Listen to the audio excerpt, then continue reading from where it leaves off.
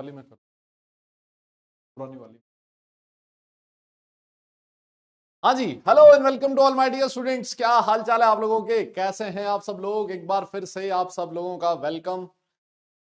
प्रयास जेई 2.0 हम लोग पढ़ रहे हैं चैप्टर जिसका नाम है सॉल्ट एनालिसिस, और आज भैया लेक्चर नंबर 5 करने वाले हैं। बताइए जनाब, कैसे हैं आप सब लोग? सब बढ़िया हो, एकदम जोरदार, जबरदस्त। साइड मैप नहीं ऐड किया? चलो भैया रुकना जरा थोड़ा।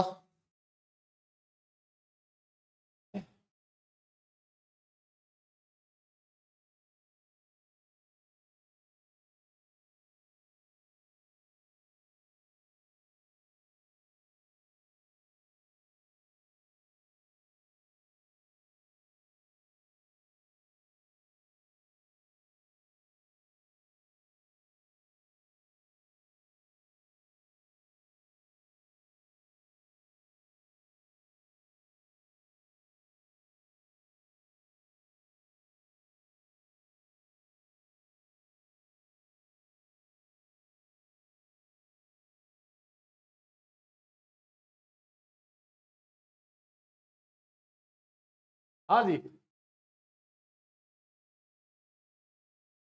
Yes, good morning good morning good morning. अब ठीक है भैया, अब ठीक है, ठीक है।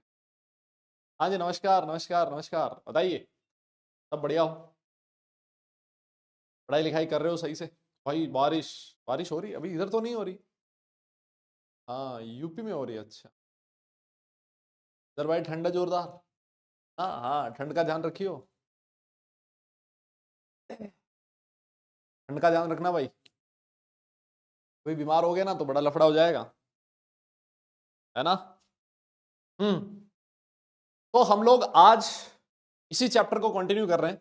हम लोग अभी पढ़ रहे हैं सॉल्ट एनालिसिस में टेस्ट फॉर एनायंस, और टेस्ट फॉर एनायंस में भी हम लोग वो वाले आयंस के टेस्ट पढ़ रहे हैं, उन वाले एनायंस के टेस्ट पढ़ रहे हैं जो एनायंस डाइल्यूट एसिड के साथ रिएक्ट करके या फिर कॉन्सेंट्रेटेड के साथ भी दे सकते हैं, वोलेटाइल प्रोडक्ट का फॉर्मेशन करते हैं। यस, हम लोग लास्ट क्लास में नाइट्राइट आयन के बारे में पढ़ रहे थे।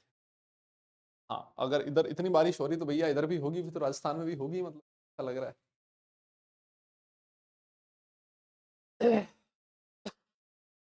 लेकिन मैं फिर से आपसे यही कह देता हूँ कि भाई ज्यादा हीरोगिरी में मत रहना, है ना। वो मतलब कि मुझे ठंड नहीं लगती, है ना, वो उस चक्कर में मत रहना। बढ़िया ढंग से पहन के बॉडी को वार्म रखें। जब भी कहीं आप बाहर निकलें उस हिसाब से गर्म कपड़े पहन के निकलें, ताकि आप बीमार ना हो, क्योंकि इस समय बीमार होने का मतलब है भैया बहुत बड़ा नुकसान, है ना। और उस नुकसान की भरपाई करने में आपको बहुत बड़ा टाइम लग सकता है, मैं आपको पहले बोल देता हूँ। ठीक है, तो ध्यान रखें, अपने कहने का मतलब ये। यस, तो सॉल्ट एनालिसिस का लेक्चर नंबर 5 आ जाइए, फिर देख लेते हैं। आज हम लोग नाइट्राइट आयन का जो टेस्ट है उसको खत्म करेंगे, सल्फाइट आयन का आयन हम लोग टेस्ट पढ़ने वाले हैं, साथ साथ एसिडेट आयन का टेस्ट इसके बाद आएगा। ठीक है ना, तो ये वाले टेस्ट आज अपना मोटिव है कि इन 3 टेस्ट को खत्म कर दें, और अगर हमारे पास टाइम रहा थोड़ा बहुत तो हम लोग इसके बाद जो नाइट्रेट आयन है उसका टेस्ट भी स्टार्ट कर देंगे, है ना। हाँ, उसके बाद हम लोग नाइट्रेट आयन का टेस्ट भी स्टार्ट कर देंगे। यस। तो यार कल जो मेरी क्लास हुई थी, हाँ, कल जो मेरी क्लास हुई थी, हाँ, मंजिल सीरीज में, उसमें मैंने केमिकल काइनेटिक्स पढ़ाया था, है ना। आप में से होंगे कुछ लोग शायद उस क्लास में। रात को हम लोगों ने 10 सवा 10, कल तो कम ही खत्म होगी, 5 घंटे में हमने करवा दिया था वाला चैप्टर जो, है ना। हाँ, तो अभी सॉल्ट एनालिसिस हम लोग छोड़ो उसकी बात, है ना। हाँ, अरे ठीक है, अब टेम्परेचर बताना बंद करो भाई, पढ़ लो पढ़ लो पढ़ लो, है ना। अभी पढ़ लेते हैं, आइए आइए आइए। तो देखो लास्ट क्लास में हम लोग क्या क्या पढ़ चुके थे। एक छोटी सी मिस्टेक थी बेटा, जो मैंने, हालांकि उस वाली जो आपकी मैंने पीपीटी दी थी उसमें मैंने ऐड कर दिया था। हम लोग लास्ट क्लास में एक टेस्ट पढ़ रहे थे, है ना। सल्फाइड आयन का हम लोग टेस्ट पढ़ रहे थे N N dimethyl phenyl diamine के साथ, और इस वाले टेस्ट में इधर लिखा था Fe2+ और इधर भी लिखा है Fe2+, है ना। तो एक्चुअली ये Fe2+ नहीं है, ये Fe3+ है। हालांकि मैंने उसमें पीपीटी में ऐड कर दिया था इसको, है ना, पीपीटी में +3 कर दिया था। लेकिन फिर भी अगर आप लोगों ने नहीं किया तो एक बार फटाफट से इसको कर लेना, है ना। Fe3+ है, वो सल्फाइड आयन साथ में एन डाइमिथाइल फिनाइलमाइन फिनाइल डाइमाइन इसके साथ रिएक्ट करेगा, और मिथाइलिन ब्लू का ब्लू कलर मिलेगा जो कि वाटर में सॉल्युबल होता है ना। तो ये छोटी सी चीज है, इसको एक बार आप लोग देख लेना। हाँ, Fe3+ था भाई। ठीक है, यस यस, बहुत बढ़िया। तो आइए फटाफट से हल्का सा आपको रिवीजन करवा दिया जाए जो हम लोग लास्ट क्लास में पढ़ रहे थे, है ना। सबसे पहले हम लोग नाइट्राइट आयन के टेस्ट में हमने बात करी थी सॉल्युबिलिटी की। हमने कहा था कि भैया सारे के सारे सॉल्युबल होते हैं सिर्फ और सिर्फ एक नाइट्राइट को छोड़ के, और वो कौन सा नाइट्राइट था, वो था AgNO2। कौन सा नाइट्राइट था, AgNO2, यस AgNO2।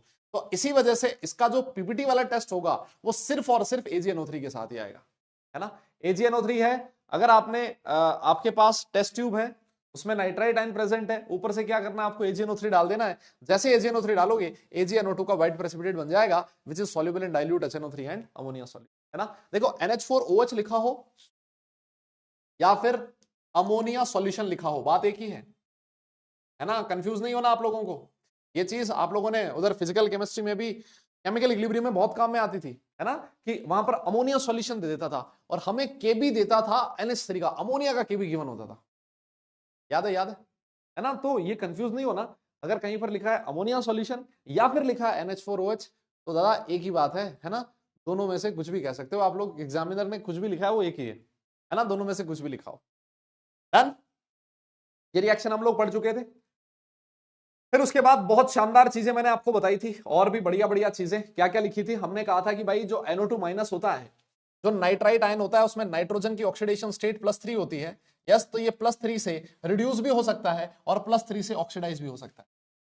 तो क्योंकि इसका रिडक्शन और ऑक्सीडेशन दोनों पॉसिबल है, यस दोनों पॉसिबल है, तो यहां NO2 माइनस जो होगा वो ऑक्सीडाइजिंग एजेंट की तरह भी बिहेव कर सकता है और रिड्यूसिंग एजेंट की तरह भी बिहेव कर सकता है, ठीक है ना। मान लो ये रिड्यूसिंग एजेंट की तरह बिहेव कर रहा है, रिड्यूसिंग एजेंट की तरह बिहेव कर रहा है तो इसका खुद का ऑक्सीडेशन होगा और ऑक्सीडेशन होके क्या बनाता है, नाइट्रेट आयन का फॉर्मेशन करता है। क्या करता है, नाइट्रेट आयन का फॉर्मेशन करता है, यस। तो देखो अगर मान लो नाइट्रेट आयन है, आपके पास MnO4 माइनस है ना, पोटेशियम पर मैग्नेट है, ये होता है पिंक वॉलेट कलर का, और जैसे ही NO2 माइनस के साथ रिएक्ट किया एसिडिक मीडियम में, ये रिड्यूस हो गया Mn2 प्लस में और NO3 माइनस। Mn2 प्लस के बारे में आपको बता चुका था, लाइट पिंक होता है और ये कई बार इतना लाइट होता है कि जो जनता सामने से देख रही है उसको लगता है जैसे कलरलेस हो, लेकिन एक्चुअली इसका जो कलर है क्या होता है, लाइट पिंक होता है, यस। फिर हमने लिखा था कि अगर मान लो K2Cr2O7 है, वो डाला आपने, है ना, तो जो नाइट्राइट आयन होगा वो इस ऑरेंज कलर को कन्वर्ट कर देगा किस में, ग्रीन कलर में। फिर हमने लिखा कि अगर ब्रोमीन वाटर है तो ब्रोमीन कलर का होता है, वो कैसा हो जाएगा, कलरलेस हो जाएगा। तो ये कुछ उसके टेस्ट थे, कैसे पता लगाएं कि नाइट्राइट आयन प्रेजेंट है या फिर नहीं, यस। बहुत बढ़िया बहुत बढ़िया। आगे देखो, फिर हमने एक और चीज लिखी थी कि जो NO2 माइनस होता है वो एक ऑक्सीडाइजिंग एजेंट की तरह भी बिहेव कर सकता है ना। अगर मान लो ऑक्सीडाइजिंग एजेंट है, इसके साथ रिएक्ट करने वाला कौन रहा होगा, फिर रिड्यूसिंग एजेंट रहा होगा, है ना। अगर मान लो रिड्यूसिंग एजेंट है कोई हल्का फुल्का तो NO2 माइनस कन्वर्ट होता है किसमें, NO में। और लेकिन अगर मान लो आपने तगड़ा रिड्यूसिंग एजेंट डाल दिया, तगड़ा रिड्यूसिंग एजेंट, तो ये नाइट्राइट को, नाइट्रोजन को उसकी लोवेस्ट पॉसिबल ऑक्सीडेशन स्टेट में भेज देगा, है ना। तो लोवेस्ट पॉसिबल में नाइट्रोजन की ऑक्सीडेशन स्टेट होती है -3 और क्या बना देगा, अमोनिया बना देगा, जो कि इसकी लोवेस्ट ऑक्सीडेशन स्टेट है। मेरी बात याद आई, यस यस यस, मेरी बात याद आई, ये वाली चीज यहां तक इंपॉर्टेंट है। अच्छा मैंने एक बात बताओ, स्ट्रॉन्ग रिड्यूसिंग एजेंट में एक एग्जांपल दिया था आपको, देखते हैं कितनी जनता को याद है। स्ट्रॉन्ग रिड्यूसिंग एजेंट का एग्जांपल दिया था, यस यस यस, बताइए कौन सा था वो। स्ट्रॉन्ग रिड्यूसिंग एजेंट का एग्जांपल दिया था मैंने आपको, कौन सा था स्ट्रॉन्ग रिड्यूसिंग एजेंट, यस जल्दी बोलो बे, आए लोगों, जल्दी बताओ कौन सा था, कौन सा था।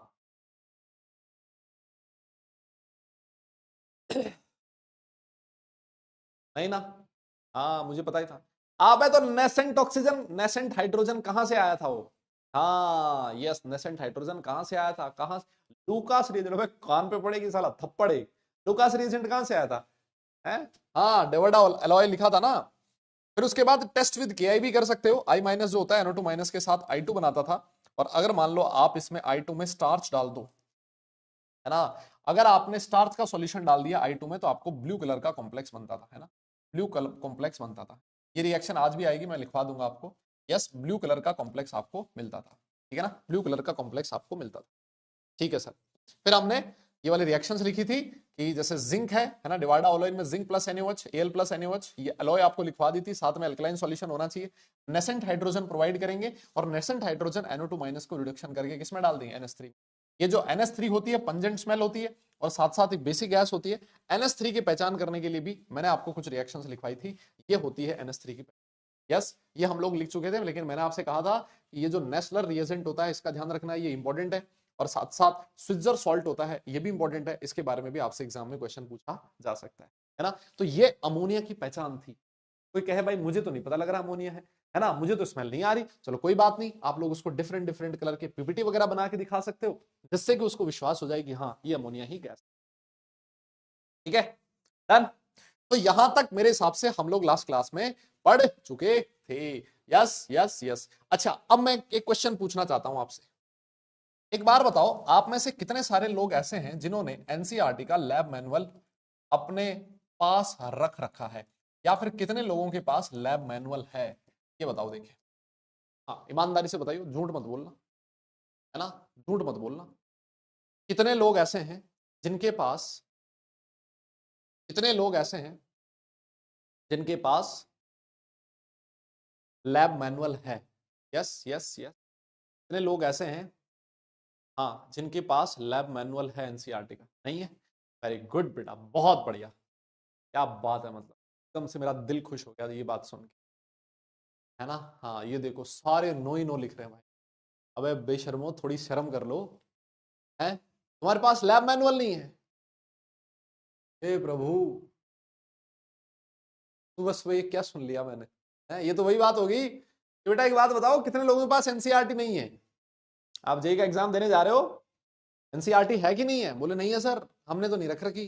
अबे तो पढ़ने किस लिए आए हो फिर? भाई भाई, एक काम करना, सुनो मेरी एक बात, मैं बताता हूँ। हाँ मैं बता देता हूँ, चलो ठीक है। तुम्हें पता तो है ना, तुम लोग जेई के लिए प्रिपेयर कर रहे हो, हैं? ये ठंड से तुम्हें शौक तो नहीं लग गया कहीं? हाँ, हम लोग जेई के लिए प्रिपरेशन कर रहे हैं, तो बेटा लैब मैनुअल तो हमारे पास होना ही चाहिए ना। स्कूल में सबमिट कर दी भाई, यार मतलब गजब हो ना, मतलब गजब हो, मतलब। हाँ तो सुनो मेरी बात, है ना, कभी कभी ना ये जो अपना पास टेक्नोलॉजी है ना, उसका फायदा भी उठा लिया करो। आप गूगल पे सर्च करना, है ना, गूगल पे सर्च करना केमिस्ट्री लैब मैनुअल, है ना, एनसीईआरटी केमिस्ट्री लैब मैनुअल, है ना, ये चीज सर्च करना। ठीक है, मैं अब आपको बता देता हूँ, आपको खरीदने की जरूरत नहीं है ना, खरीदने की जरूरत नहीं है, मैं आपको बता देता हूँ, ये वाली सर्च करना, है ना। फिर जो आपकी एनसीईआरटी की साइट है ना वो खुलेगी, है ना, क्या खुलेगी? एनसीईआरटी की साइट खुलेगी। कोई स्टेट बोर्ड का है तो वो भी कर सकता है, कोई दिक्कत नहीं। एनसीईआरटी की साइट खुलेगी, एनसीईआरटी की साइट में आप लोग चूज करना, वो आपसे क्लास का चूज करने को बोलेगा, है ना। तो वहां पर आपको चूज करना क्लास 11th, है ना। 12th में चले गए तो नहीं मिलेगा, यस, 12th में चले गए तो नहीं मिलेगा, है ना। तो क्लास 11th आपको चूज करनी है, और क्लास 11th में आपको जाना है, नीचे सर्च करता जाना, उसमें क्लास 11th में फिजिक्स का लैब मैनुअल होगा, बायो का होगा, है ना, फिर उसके बाद तुम्हारा केमिस्ट्री का आएगा, यस। और जो केमिस्ट्री उसमें सेलेक्ट करने के बाद, केमिस्ट्री में आपको मिलेगा सिस्टमैटिक क्वालिटेटिव एनालिसिस, ऐसे लिखा हुआ मिलेगा, सिस्टमैटिक क्वालिटेटिव एनालिसिस, इस वाले हेडिंग के नाम से, यस, इस हेडिंग के नाम से आपको एनसीईआरटी का लैब मैनुअल मिल जाएगा। तो ये डाउनलोड कर लेना भाई, यस यस, ठीक है, कर लोगे क्या? अरे तो स्कूल वालों ने ले लिया, कोई बात नहीं, आप पीडीएफ तो ले लो, पीडीएफ निकाल लो, पीडीएफ आप अपने लैपटॉप में रख सकते हो, आपका जो मोबाइल है उसमें रख सकते हो। आप चाहो तो उस पीडीएफ का, मैं तो नहीं कहूंगा प्रिंट आउट निकलवाने को, है ना, प्रिंट आउट निकलवाने की जरूरत नहीं है। आप लोग ये डाउनलोड करके अपने पास रखो। ये मैं क्यों बता रहा हूँ, है ना, ये मैं क्यों बता रहा हूँ, ये मैं इसलिए बता रहा हूँ, एक बार जब आप वो लैब मैनुअल पढ़ोगे ना, तो आपको समझ में आएगा, आपको समझ में आएगा कि कौन कौन सी रिएक्शंस हैं जो आपके एक्चुअली लैब में परफॉर्म की जाती है। हम लोग यहाँ पर बहुत सारे टेस्ट लिख रहे हैं, बहुत सारी केमिकल रिएक्शंस लिख रहे हैं। ये जो टेस्ट वगैरह हैं, ये जेई मेंस के लिए भी है, एडवांस के लिए भी है, ठीक है। अब सुनो मेरी बात, मान लो आप में से कुछ बच्चे ऐसे हो सकते हैं जिनको लगता है कि यार मैं इतने सारे टेस्ट याद कर ही नहीं सकता।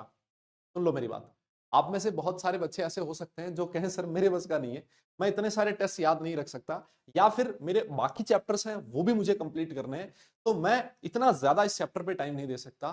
तो मैं आपको बोल देता हूं, एग्जाम में जाने से पहले, सुन लो मेरी बात, एग्जाम में जाने से पहले कम से कम वो लैब मैनुअल में जो केमिकल रिएक्शंस दे रखी हैं, जो टेस्ट दे रखे हैं, है ना, उस लैब मैनुअल में जो टेस्ट दे रखे हैं, कम से कम एटलीस्ट वो टेस्ट तो आपको याद होने ही चाहिए, है ना।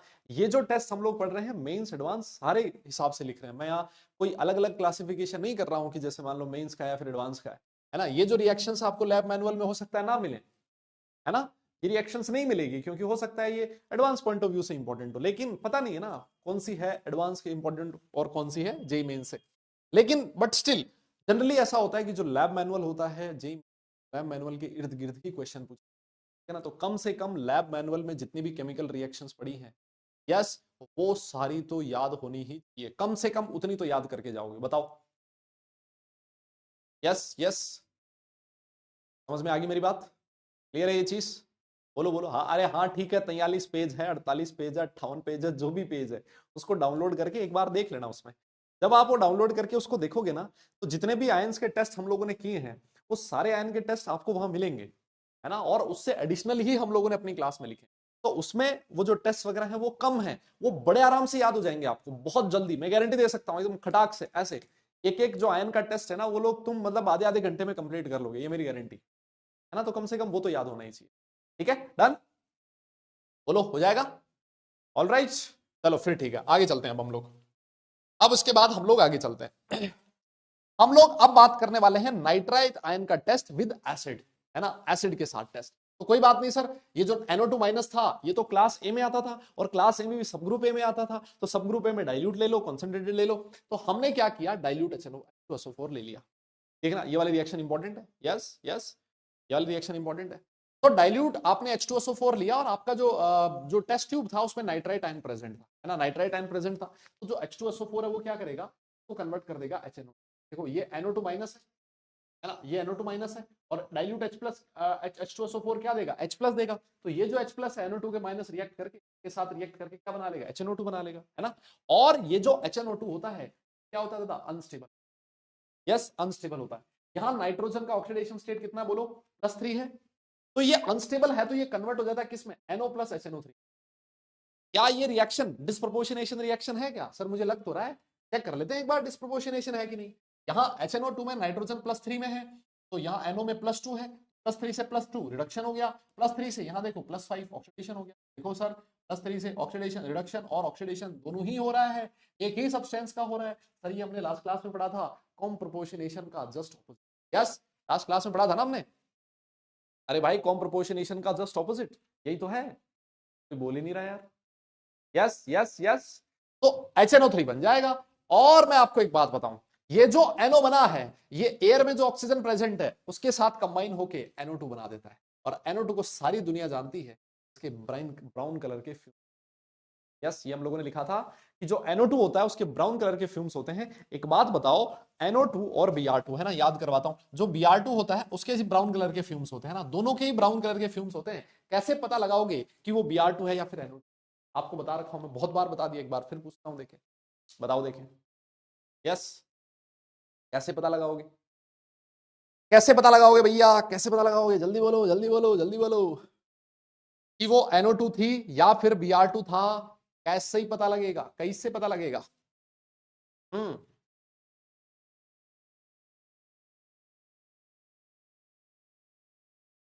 हाँ जी हाँ जी हाँ जी, कैसे, यस बहुत बढ़िया। अरे पानी, हाँ, एक्वस सॉल्यूशन में से पास करो, जो आपका Br2 है उस एक्वस सॉल्यूशन को रेडिश ब्राउन बना देता है। NO2 बोलता है मेरे बस का नहीं है, NO2 बोलता है मेरे बस का नहीं है, तो NO2 नहीं करता ऐसा कुछ।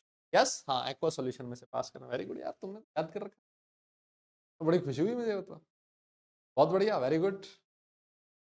तो ये खुशी की बात है मेरे लिए, बहुत बड़ी, बहुत बढ़िया, है ना, सुबह सुबह खुश कर दिया तुमने मुझे। आओ जी आगे चलते हैं। और अब इसके बाद एक बहुत बढ़िया टेस्ट के बारे में हम लोग पढ़ने वाले हैं, जिसका नाम है ब्राउन रिंग टेस्ट, है ना, ब्राउन रिंग टेस्ट। ये जो टेस्ट है आगे हम लोग नाइट्रेट आयन में भी पढ़ेंगे, और नाइट्रेट आयन का ही ज्यादा इंपॉर्टेंट होता है एक बार फिर भी, बट ब्राउन रिंग बन रही है तो ऑब्वियस ही इंपॉर्टेंट होगा, है ना। हाँ जी, तो आओ देखो ब्राउन रिंग टेस्ट में क्या किया जाता है। वापस से पहली चीज तो करनी है हमें, है ना। आपके पास टेस्ट ट्यूब है, और टेस्ट ट्यूब में नाइट्रेट आयन प्रेजेंट है, नाइट्रेट आयन प्रेजेंट है, उसमें क्या करना है आपको, हल्के से H2SO4 डालना है। ठीक है, डाल दिया सर H2SO4। अब जैसे ही H2SO4 डालोगे, अभी आपने जस्ट रिएक्शन पढ़ी थी, H2SO4 H प्लस देगा, और यहां पर NO2 माइनस है, NO2 माइनस H प्लस के साथ मिलकर HNO2 बना लेगा। लेकिन हमने पढ़ा सर जो HNO2 होता है सर, ये तो अनस्टेबल होता है। ये अगर अनस्टेबल है तो अनस्टेबल कन्वर्ट हो जाएगा किसमें, NO प्लस HNO3 में। यस, NO प्लस HNO3 में। अब सुनना, ये जो NO है वो डालते हैं FeSO4। इस NO में क्या डालना है, FeSO4, फेरस सल्फेट, साथ में पानी तो होगा। लेकिन एक बहुत बढ़िया चीज लिखी कि ये जो FeSO4 है, यहां पर Fe का ऑक्सीडेशन स्टेट +2 है, ये फ्रेशली प्रिपेयर्ड होना चाहिए, है ना। क्यों होना चाहिए फ्रेशली प्रिपेयर्ड, अभी मैं आपको बताऊंगा। यस यस यस, ठीक है। तो ये जो FeSO4 है NO के साथ रिएक्ट करेगा in the presence of water, एक ब्राउन रिंग का कॉम्प्लेक्स बनाता है, FeH2O5NoSO4। कई जगह पर ये वाला जो कॉम्प्लेक्स इसको ऐसे भी लिखा होता है FeSO4.1 है ना, लेकिन ये आपको कम मिलेगा, ये आपको ज्यादा लिखा हुआ मिलेगा। This is the complex of brown ring, है ना। आपका जो टेस्ट ट्यूब है उसके अंदर आपको ब्राउन कलर की रिंग दिखी, है ना, ब्राउन कलर की रिंग दिखी। ये जो टेस्ट है ना, ये जो टेस्ट है देखो मैं आपको बता देता हूं कैसे किया था। ये ब्राउन रिंग कॉम्प्लेक्स का फॉर्मूला पता होना चाहिए आपको। यस, ब्राउन रिंग कॉम्प्लेक्स का फॉर्मूला पता होना चाहिए। अब देखो इस टेस्ट को याद कैसे करना है।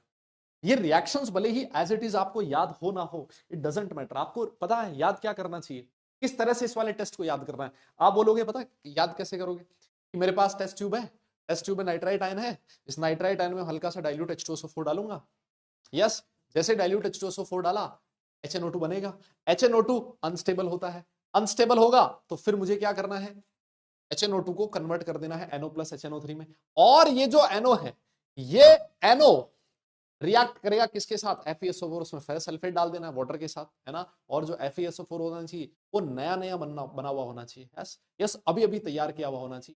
मेरा ब्राउन रिंग का कॉम्प्लेक्स बन जाएगा। और ये जो ब्राउन रिंग का कॉम्प्लेक्स होता है उसका फॉर्मूला याद होना चाहिए FeH2O5NoSO4। यस यस यस, मेरी बात समझ में आई, क्लियर है। इसके बारे में हम लोगों ने बहुत सारी चीजें पहले से पढ़ी है।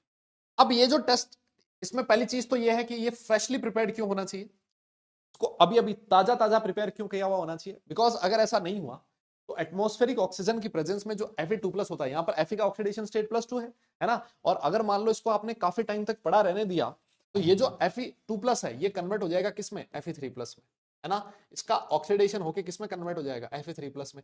हमें किसकी जरूरत थी, Fe2+ की, कन्वर्ट किसमें हो गया, Fe3+ में। इसी वजह से हमें इसको कन्वर्ट होने का मौका नहीं देना है, एकदम से झटाझट प्रिपेयर किया, हैंड टू हैंड प्रिपेयर किया और इसमें डाल दिया। मेरी बात समझ में आई, यस यस यस, मेरी बात समझ में आएगी। हाँ, ऑक्सीडाइज हो जाएगा +2 से +3 में, इसी वजह से ये फ्रेशली प्रिपेयर्ड होना चाहिए, बहुत इंपॉर्टेंट है।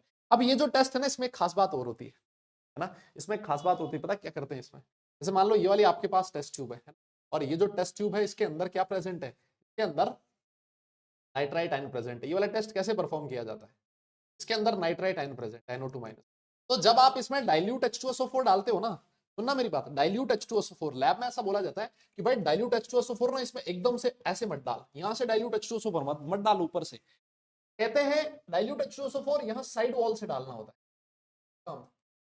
है ना, ये वॉल से डालना होता है।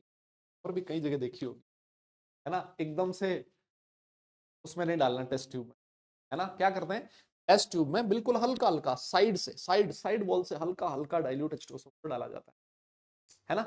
तो अब ये चीज आपसे क्वेश्चन पूछा जाता है ना, हाँ अलोंग दी वॉल्स डालना है। आपसे क्वेश्चन ये पूछा जाता है कि भैया क्यों ऐसा, एग्जामिनर ये एग्जाम में ये क्वेश्चन पूछता है ना। जो हमारा लैब में वो जो टेस्ट लेने आता है ना, हमारा जो एक्सटर्नल बंदा आता है, वो ऐसे क्वेश्चन पूछता है, यस, कि भैया साइड से क्यों डालते हैं, साइड से क्यों डालते हैं, कोई रीजन बता सकता है, कोई रीजन बता सकता है कि सुना है बस ऐसा।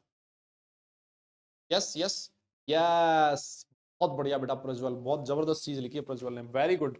होता क्या है, अगर मान लो देखो एग्जामिनर क्या चाहता है आपसे, वो आपसे पूछेगा नाइट्राइट आयन है कि नहीं है, तो आपको क्या करना पड़ता है, आपको उस टेस्ट ट्यूब में ब्राउन कलर की वो रिंग दिखानी होती है उसको। यस, ब्राउन कलर की रिंग दिखानी होती है ना, ब्राउन कलर की रिंग दिखानी होती है। और ये रिंग जितनी एकदम डेंस हो ना, एग्जामिनर मतलब खुश हो जाएगा उतना ही जोरदार कि वाह यार क्या रिंग बनाई है तूने, मतलब लैब में तूने टेस्ट उतना ही बढ़िया ढंग से किया। हाँ, अब फुटेगा उटेगा कुछ नहीं। अगर मान लो आपने साइड वॉल से H2SO4 नहीं डाला और ऊपर से डाल दिया, तो आपकी जो रिंग है ना, आपकी जो रिंग है वो टूट जाएगी, वो रिंग डिफॉर्म हो जाएगी, और जो आपका सॉल्यूशन है वो ब्राउनिश कलर का हो जाएगा। ये जो पूरा सॉल्यूशन ही है ना, यही ब्राउनिश कलर का हो जाएगा। यस यस यस, ये जो पूरा सॉल्यूशन है यही ब्राउनिश कलर का हो जाएगा। आप ऐसा नहीं चाहते, आपको रिंग बनानी है ब्राउन कलर की, तो रिंग तभी बनेगी जब H2SO4 हल्का हल्का हल्का हल्का साइड से, एकदम से अगर ऊपर से H2SO4 डाल दिया तो जो रिंग होगी वो डिफॉर्म हो जाएगी, पूरा का पूरा सॉल्यूशन ही ब्राउन कलर का हो जाएगा। एग्जामिनर बोलेगा यहां से, है ना, बोले इसका मतलब तुझे एक्सपेरिमेंट करना नहीं। यस, एक्चुअली क्या होता है, अगर आप जट से ऊपर से डालोगे ना H2SO4, एक एनर्जी रिलीज होगी, जैसे ही वो जो H2SO4 का सॉल्यूशन होगा इस वाले सॉल्यूशन को हिट करेगा, वहां पर एनर्जी रिलीज होगी, और उस रिलीज एनर्जी की वजह से जो आपकी रिंग वो एकदम डिफॉर्म हो जाएगी, है ना।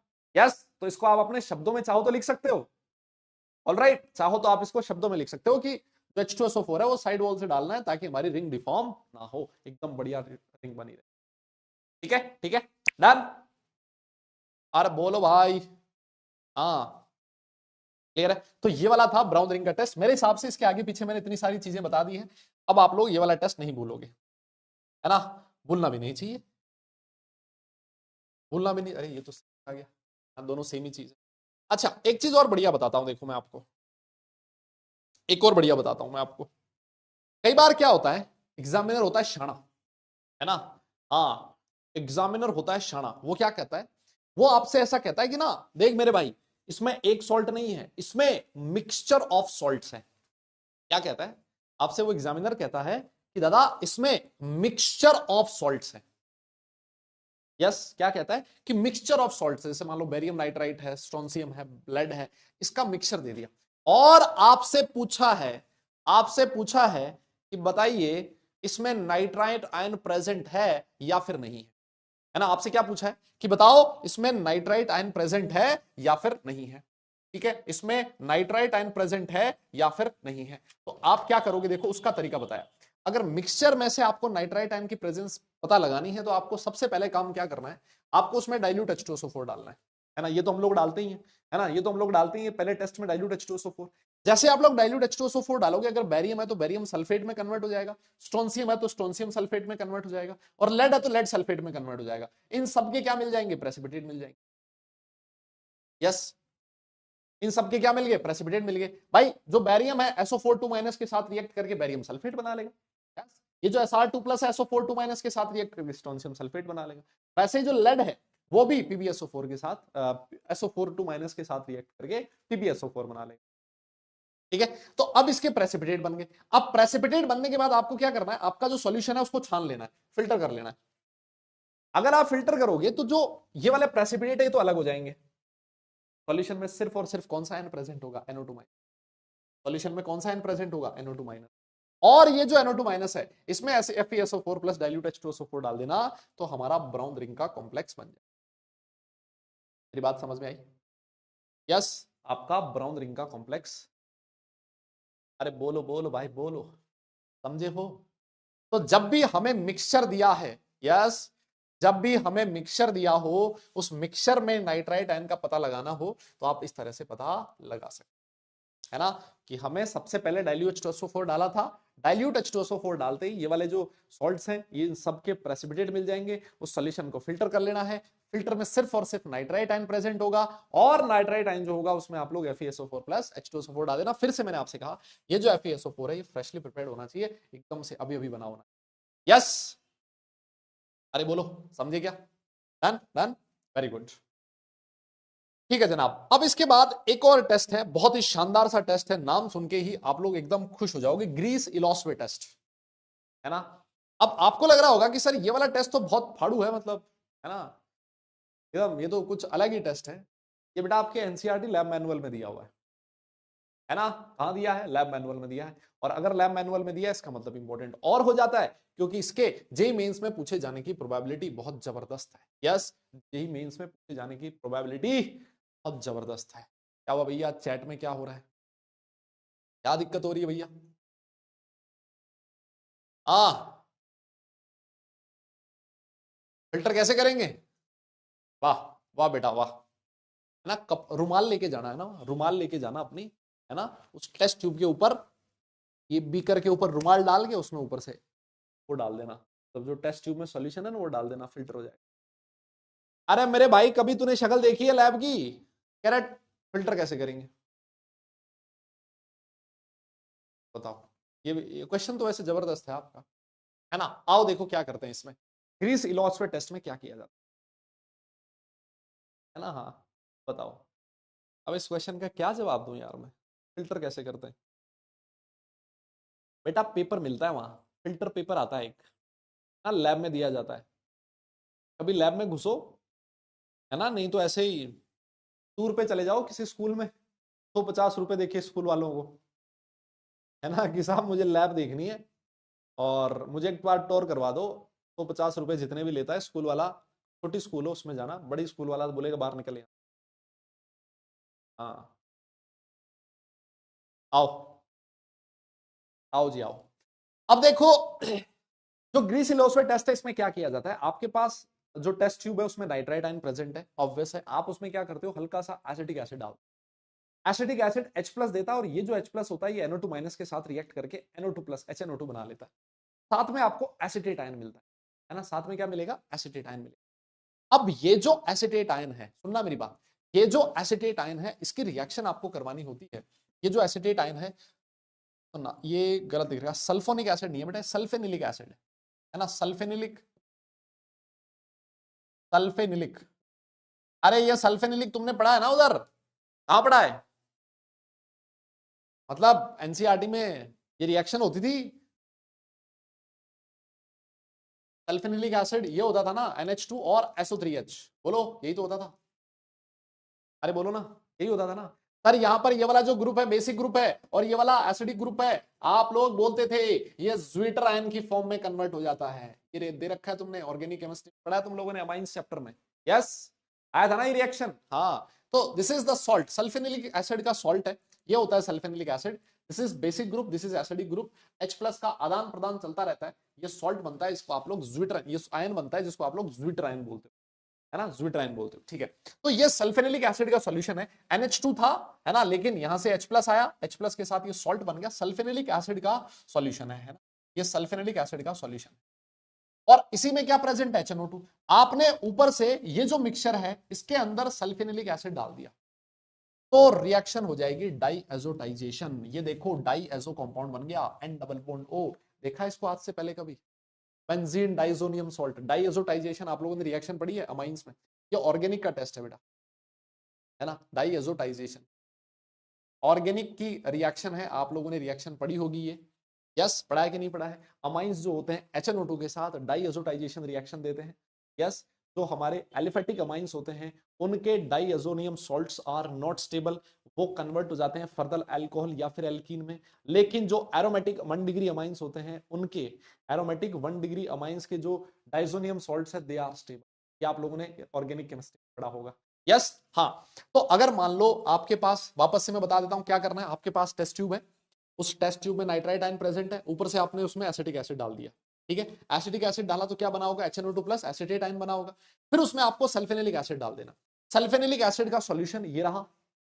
जैसे ही सल्फेनिक एसिड का आप सॉल्यूशन डालोगे एक डाईएजो कंपाउंड बन जाएगा। और सुनो मेरी बात, जबरदस्त चीज तो ये है कि ये जो डाईएजो कंपाउंड है इसमें ऊपर से क्या डालना है आपको, 1 नेफ्थाइलमाइन डालना है। गलत स्ट्रक्चर बना रखी है भाई, इसके पैसे काटने पड़ेंगे लग रहा है। हाँ, ये जो टाइप कर रहा है ना इसके पैसे काटने पड़ेंगे। ये था तुम्हारा डाइएजो प्रोडक्ट, इसकी रिएक्शन करवानी है 1 नेफ्थाइलमाइन के साथ। दिस इज 1 नेफ्थाइल, नेफ्थलीन होता है ना, अगर मैं NH2 हटा दूं तो ये नेफ्थलीन है, और यहां पर मैंने NH2 लगा दिया, मींस 1 नेफ्थाइलमाइन है। तो आपको क्या मिलेगा, ओ भाई देखो, एगोडाई नहीं होता बे, एजोडाई होता है। हाँ, आपको रेड कलर की डाई मिलेगी, आपको रेड कलर की डाई मिलेगी। तो सर क्या ये रिएक्शंस हमें रटनी है क्या, ये रिएक्शन हमें याद करनी है क्या, नहीं। आप लोग मतलब याद मत करो, मैं तो यही बोलूंगा आपको, वो पता होना चाहिए कि कौन से कलर की डाई बनती है, इसमें होता क्या है। देखो याद करने का भी वैसे कोई बहुत इसमें मुश्किल नहीं है, सल्फेनिक एसिड आप लोग पढ़ते ही हो, HNO2 के साथ रिएक्शन सारी दुनिया जानती है कैसे करवाई जाती है, करवाया होगा ना आप लोगों ने, पढ़ा होगा। देखो जैसे HNO2 जो होता है ना, ये होता है RNH2, लेट से ये अमाइन है, और जो HNO2 होता है इसको मैं ऐसे लिख सकता हूं ना, अरे भैया इसको ऐसे लिखा जा सकता है N double bond OH, N double bond OH ऐसे, है ना। तो कई बार हम लोग वाटर का मॉलिक्यूल बाहर निकालते थे, अल्कोहल बनता था, N2 प्लस H2 बाहर निकलता था, इसकी मैकेनिज्म भी आप लोगों ने पढ़ रखी होती थी, है ना। तो ये मैंने एलिफेटिक वाला बताया था, एरोमेटिक वाले की डाइएजोटाइजेशन रिएक्शन अलग से होती है। तो आपको याद क्या रखना है, आपको ये याद रखना है कि ग्रीस एलोस्फेट टेस्ट सबसे पहली चीज तो किसके लिए किया जाता है, वो किया जाता है, वो किसके लिए किया जाता है, वो किया जाता है सबसे पहली चीज नाइट्राइट आयन के लिए, ठीक है सर, ये हमें याद हो गया। क्या किया जाता है इसमें, इसमें डालना है sir HNO2, sorry acetic acid, फिर उसके बाद डालना है इसमें सल्फेनिलिक एसिड का सॉल्यूशन, तो डाइएजो प्रोडक्ट बनेगा। फिर उसके बाद आप इसमें 1 नेफ्थाइलमाइन डालोगे, है ना, 1 नेफ्थाइलमाइन डालोगे, और जैसे ही 1 नेफ्थाइलमाइन डालोगे आपको रेड कलर का एजो कंपाउंड मिल जाएगा। यस, रेड कलर का एजो कंपाउंड मिल जाएगा, ठीक है ना। और इसमें एक बहुत बढ़िया चीज ये लिखी है कि ये जो टेस्ट सॉल्यूशन है ये डाइल्यूट होना चाहिए, ऐसा इसमें डाइल्यूट सॉल्यूशन लेना है आपको। कॉन्सेंट्रेटेड सॉल्यूशन अगर आपने लिया तो रिएक्शन डाइएजोटाइजेशन से आगे प्रोसीड नहीं करे, रिएक्शन यहीं तक रुक जाएगी। इसीलिए जो आपका सॉल्यूशन है it should be diluted. Yes, ये लाइन एनसीईआरटी में लिखी है, लैब मैनुअल में लिखी है, पूछी जा सकती है, इंपॉर्टेंट है, फिर कह देता हूं। Yes yes yes, done, clear है? अरे बोलो, ठीक है क्या, मेरी बात समझ में आ गई है ना? तो अगर आपने नोट कर लिया है तो डन लिख देना, आगे चलते हैं। फिर कहते हो तुम लोग कि सर लिखने का तो टाइम ही नहीं देते आप। हाँ लो, चलो लिख लो और लिख के मुझे बता देना कि सर नोट हो गया, आगे चलेंगे फिर। हाँ भाई देखो, वॉइस जैसी आ रही ना वैसी आएगी। क्यों आएगी? क्योंकि भाई कल मैंने सुबह तुम्हारी क्लास ली है ना, फिर उसके बाद एक लेक्चर रिकॉर्ड किया, फिर उसके बाद शाम को 5-5.5 घंटे फिर क्लास ली, आज सुबह 9 बजे मैं वापस क्लास लेने आ रहा हूँ, सर्दी का टाइम है, गले की बैंड बज रखी है, सही बताऊं तो सर ऐसा लग रहा है कुछ गूंज रहा हो अंदर, है ना। इस वजह से थोड़ा मैं तो वॉइस ही यूज कर रहा हूं, धीरे ही बोल रहा हूं, क्योंकि मेरे एक दिन का काम नहीं है बेटा, मुझे तो लाइफ लॉन्ग यही चीज करनी है ना। हाँ, तो अभी थोड़ा सा आप ना वो करो, मतलब अगर आपको ऐसा लग रहा है कि आवाज धीरे है तो कोई बात नहीं, थोड़ी शांत जगह में बैठो, है ना। समझ गए आप लोग? थोड़ा हमारा भी देखो यार, मतलब हर चीज तुम्हें ही मतलब वो चाहिए। सर हमें लग्जरी फील होनी चाहिए, हम कुछ नहीं करना चाहते, है ना, तो थोड़ी बहुत हमारा भी ध्यान दो यार। ठीक है, आगे आओ चला। इसके बाद एक और टेस्ट है जिसका नाम है टेस्ट विद केआई। देखो हम लोगों ने ये वाला टेस्ट पहले भी किया था, अभी थोड़ी देर पहले टेस्ट विद केआई मैंने आपको बताया था। ये जो टेस्ट है ये आपके, फिर से कह देता हूं, लैब मैनुअल में दिया हुआ है एनसीईआरटी में, ठीक है, एनसीईआरटी लैब मैनुअल में दिया। क्या कहता है आपको क्या करना है, लेट से आपके पास टेस्ट ट्यूब है, उसमें नाइट्रेट आयन तो है ही, उसमें एसिडिक एसिड डाल दिया, ये रिएक्शन अभी हम लोग पढ़ चुके हैं, क्या बनेगा, HNO2 बनेगा। और क्या प्रेजेंट है, एसिडेट आयन प्रेजेंट। अब क्या करना है इसमें दादा, इसमें आपको ऊपर से डालना है केआई का सॉल्यूशन। जैसे ही आप लोग केआई सॉल्यूशन डालोगे, ये जो केआई है कन्वर्ट हो जाएगा किसमें, I2 में। और जैसे I2 बना उसमें स्टार्च सॉल्यूशन डाल देना, उसमें क्या डाल देना, स्टार्च सॉल्यूशन, तो आपको ब्लू कलर का कॉम्प्लेक्स क्या मिल जाएगा, ब्लू कलर का कॉम्प्लेक्स मिल जाएगा। बोलो बोलो बोलो, मेरी बात समझ में आ रही है?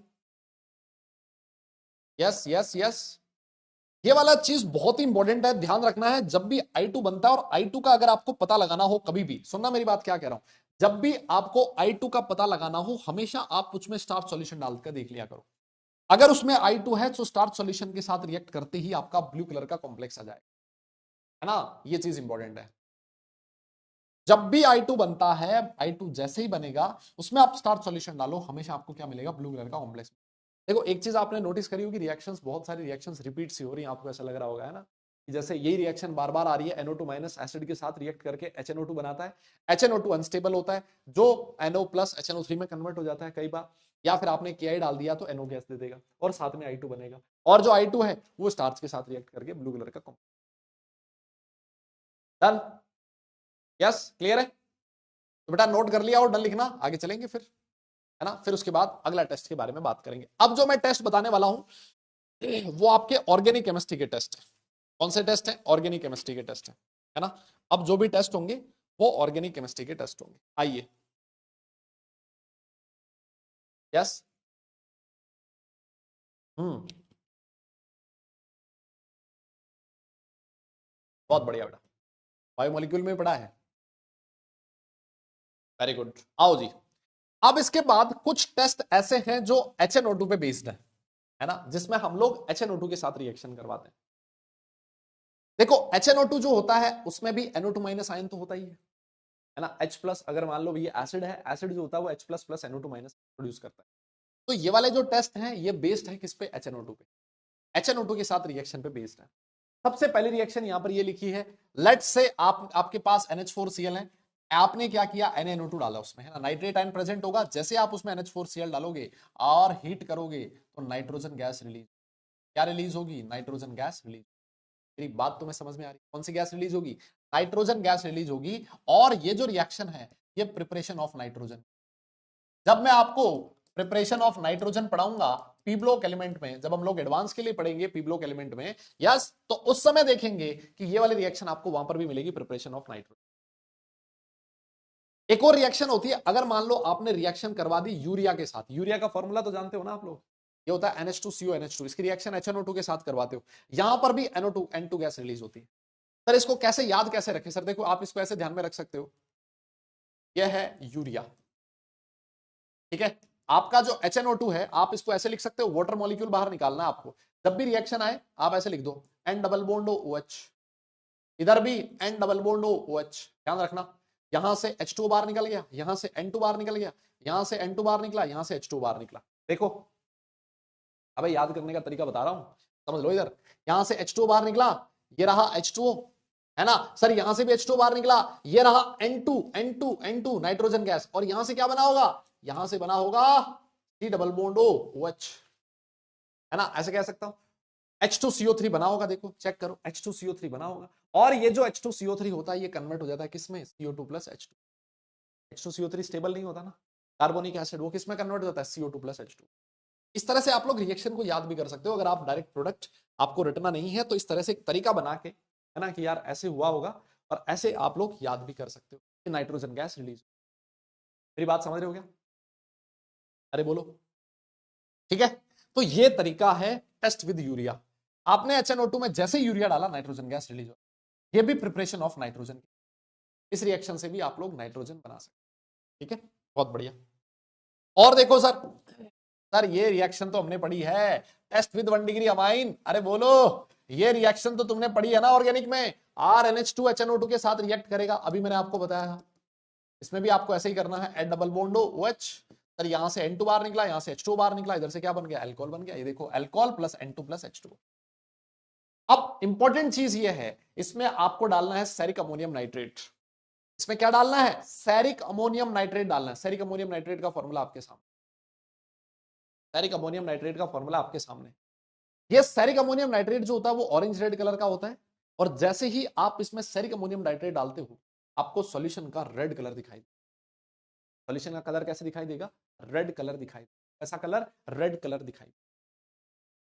Yes yes yes, ceric ammonium nitrate test भी इसको बोला जाता है, सेरिक अमोनियम नाइट्रेट, यस, इसको सेरिक अमोनियम नाइट्रेट टेस्ट भी कहते हैं, बहुत ही इंपॉर्टेंट है, बहुत ही इंपॉर्टेंट टेस्ट है, यस।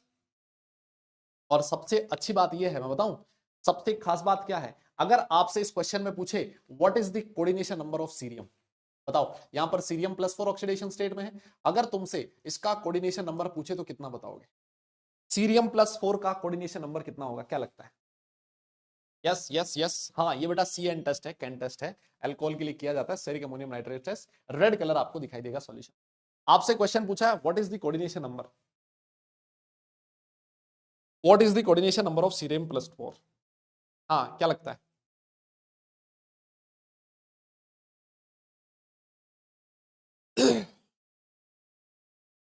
बोलो बोलो बोलो, 6 लग रहा है ना तुम्हें, 6 लग रहा है ना, बस यहीं पर गलती हो जाती है।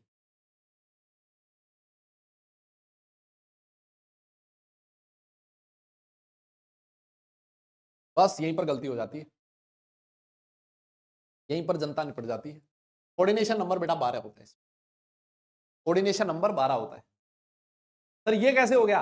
अरे मेरे भाई देख, तुझे मैंने बताया था NO3 माइनस जो होता है ना वो फ्लेक्सीडेंटेट होता है, याद करो, फ्लेक्सीडेंटेट होता था कि नहीं होता था? अरे याद करो, याद करो, याद करो, होता था ना।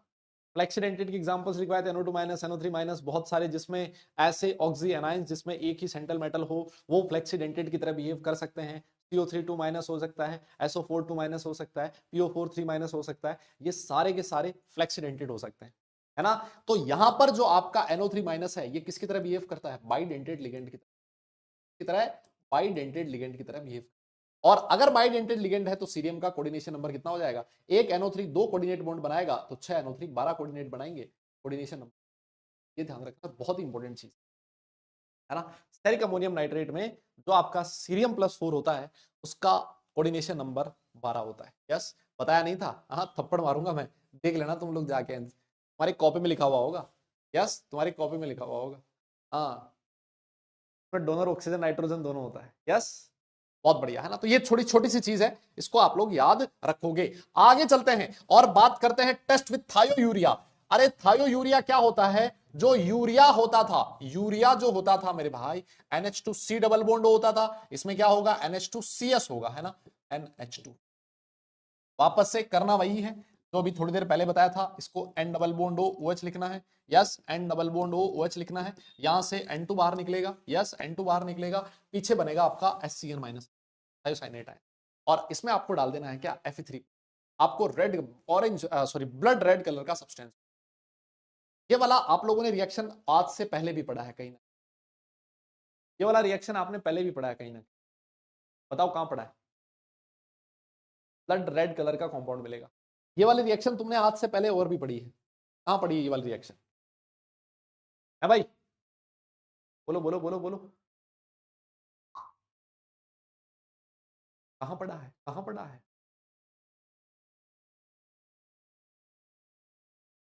अरे बोलो ना यार, कहां पढ़ा है तुमने, कहां पढ़ा है? कोऑर्डिनेशन कंपाउंड्स, वाह, है ना, जहां कहीं भी कुछ भी मिले कोऑर्डिनेशन कंपाउंड बोल दो। अब तुमने ऑर्गेनिक में आप लोगों ने पढ़ा होगा क्वालिटेटिव एनालिसिस, ऑर्गेनिक में क्वालिटेटिव एनालिसिस पढ़ा होगा, यस यस यस, क्वालिटेटिव और क्वांटिटेटिव एनालिसिस दो आते थे। क्वांटिटेटिव एनालिसिस याद करो, वो Kjeldahl method, yes yes yes, Lassaigne extract, वहां से बनता था।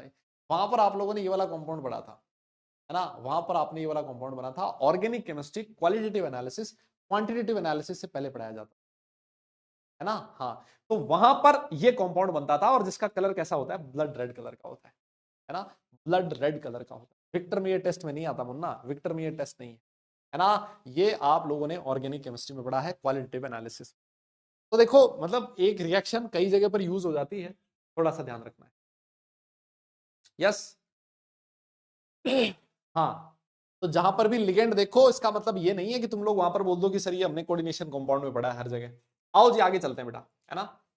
लास्ट रिएक्शन हम लोग पढ़ रहे हैं नाइट्राइट आयन की, है ना, लास्ट रिएक्शन हम लोग पढ़ रहे हैं, और वो है टेस्ट विद सल्फेमिक एसिड। सल्फेमिक एसिड देखो ये होता है, देखो अगर मैं यहां पर OH लगा दूं, सुनो मेरी बात, अगर मैं यहां पर OH लगा दूं, जैसे ही OH लगाए ये क्या बन जाएगा? सर ये तो सल्फे आपका H2SO4 बन जाएगा, सल्फ्यूरिक एसिड। अरे बोलो, यहां पर अगर मैं OH लगा दूं तो ये सल्फ्यूरिक एसिड बन जाएगा, लेकिन अगर मान लो मैंने OH ग्रुप हटा के NH2 लगा दिया तो ये बन जाता है सल्फेमिक एसिड, है ना। सल्फेमिक एसिड रिएक्ट करता है किसके साथ? HNO2 के साथ। तरीका मैंने आपको बता रखा है, क्या करना है? N डबल बॉन्ड OH लिखना है। सर यहां से H2O बाहर निकला, यहां से N2 बाहर निकला, N2 प्लस OH H2O बन जाएगा, है ना। HNO2 की थोड़ी सी ये रिएक्शन है, छोटी छोटी सी, ये थोड़ी सी छोटी छोटी रिएक्शंस आपको याद करनी, ठीक है ना। यहां पे नाइट्रोजन गैस रिलीज होती है, यहां पर भी नाइट्रोजन गैस रिलीज, ध्यान रखना है, यहां पर भी नाइट्रोजन गैस रिलीज होती है। तो ये भी methods of preparation of nitrogen आप लोग लिख सकते हो, लेकिन इसमें एक बहुत बढ़िया चीज लिखी है, ये वाला पॉइंट बहुत बढ़िया चीज लिखी है। इस रिएक्शन को अगर मैं छोड़ दूं, इस रिएक्शन को अगर मैं छोड़ दूं, तो बाकी जितनी भी रिएक्शंस हैं, बाकी जितनी भी हमने रिएक्शन पढ़ी है ये चार, है ना, इस रिएक्शन को छोड़ के बाकी जो चारों रिएक्शन है उसमें आपको ट्रेसेस ऑफ नाइट्रोजन जरूर मिलेंगे, है ना, थोड़े बहुत ट्रेसेस ऑफ नाइट्रेट जरूर मिलेंगे, NO3 माइनस, है ना। बहुत कम क्वांटिटी में और क्या बनता है? बहुत कम क्वांटिटी में NO3 माइनस आयन बनता है, लेकिन ये ऐसी रिएक्शन है, ये ऐसी रिएक्शन है जिसमें कहीं पर भी नाइट्रेट आयन का formation, in this reaction traces of nitrogen are not formed. This is the most important thing which you have to learn, जो आपको ध्यान में रखनी है। बताइए, रख लोगे क्या ध्यान में? सल्फेमिक एसिड का फॉर्मूला कैसे याद रखना है उसकी मैंने ट्रिक बता दी। यहां पर अगर OH होता तो सल्फ्यूरिक एसिड होता, सल्फ्यूरिक एसिड का एक OH ग्रुप हटा के NH2 लगा दो, ये बन गया सल्फेमिक एसिड, HNO2 के साथ रिएक्ट करके नाइट्रोजन गैस रिलीज करता है, और ये जो रिएक्शन होती है इसमें traces of nitrate are not formed. इससे पहले जितनी भी रिएक्शंस हम लोगों ने पढ़ी थी उन सारी रिएक्शंस में traces of nitrogen are formed, HNO2 के साथ जो भी रिएक्शन, ठीक है, डन। तो बधाई हो आपको बहुत बहुत, आपने एक और आयन था इसका सफलतापूर्वक टेस्ट कर लिया, है ना, एक और आयन है जिसका आपने सफलतापूर्वक टेस्ट कर लिया, एक और आयन जिसका आपने सफलतापूर्वक टेस्ट कर लिया है। अब हम लोग आगे चल रहे हैं और बात करते हैं किसके? सल्फाइट आयन के बारे में। ये कौन सा आयन है? सल्फाइट आयन, है ना। ये कौन सा टेस्ट है? ये है सल्फाइड आयन। देखो मैं आपको बता देता हूं इस आयन की खास बात क्या है। इस आयन की खास बात यह है कि ये जेई मेंस के सिलेबस में मेंशन नहीं किया। क्या कह रहा हूं, ये जो आयन है ये जेई मेंस के सिलेबस में मेंशन नहीं किया हुआ, लेकिन लेकिन ये लैब मैनुअल में दिया हुआ है। क्या कह रहा हूं, ये जो सल्फाइड आयन है ये ना जेई मेंस के सिलेबस में मेंशन नहीं है, लेकिन ये लैब मैनुअल में दिया है, और लैब मैनुअल में अगर दिया इसका मतलब ये एग्जाम में पूछा जा सकता है। इसी वजह से हम लोग यहां पर पढ़ रहे हैं। ठीक है, डन। और कितने हैं बेटा, अभी तो स्टार्ट हुआ है ना? अभी तो स्टार्ट हुआ है। ट्रेसेस ऑफ नाइट्रोजन का मतलब है बेटा, ट्रेसेस ऑफ नाइट्रेट का मतलब है आपको सॉल्यूशन में NO3 माइनस आयन भी मिलेगा, है सॉल्यूशन में NO3 माइनस आयन भी प्रेजेंट होगा। ठीक है, अच्छा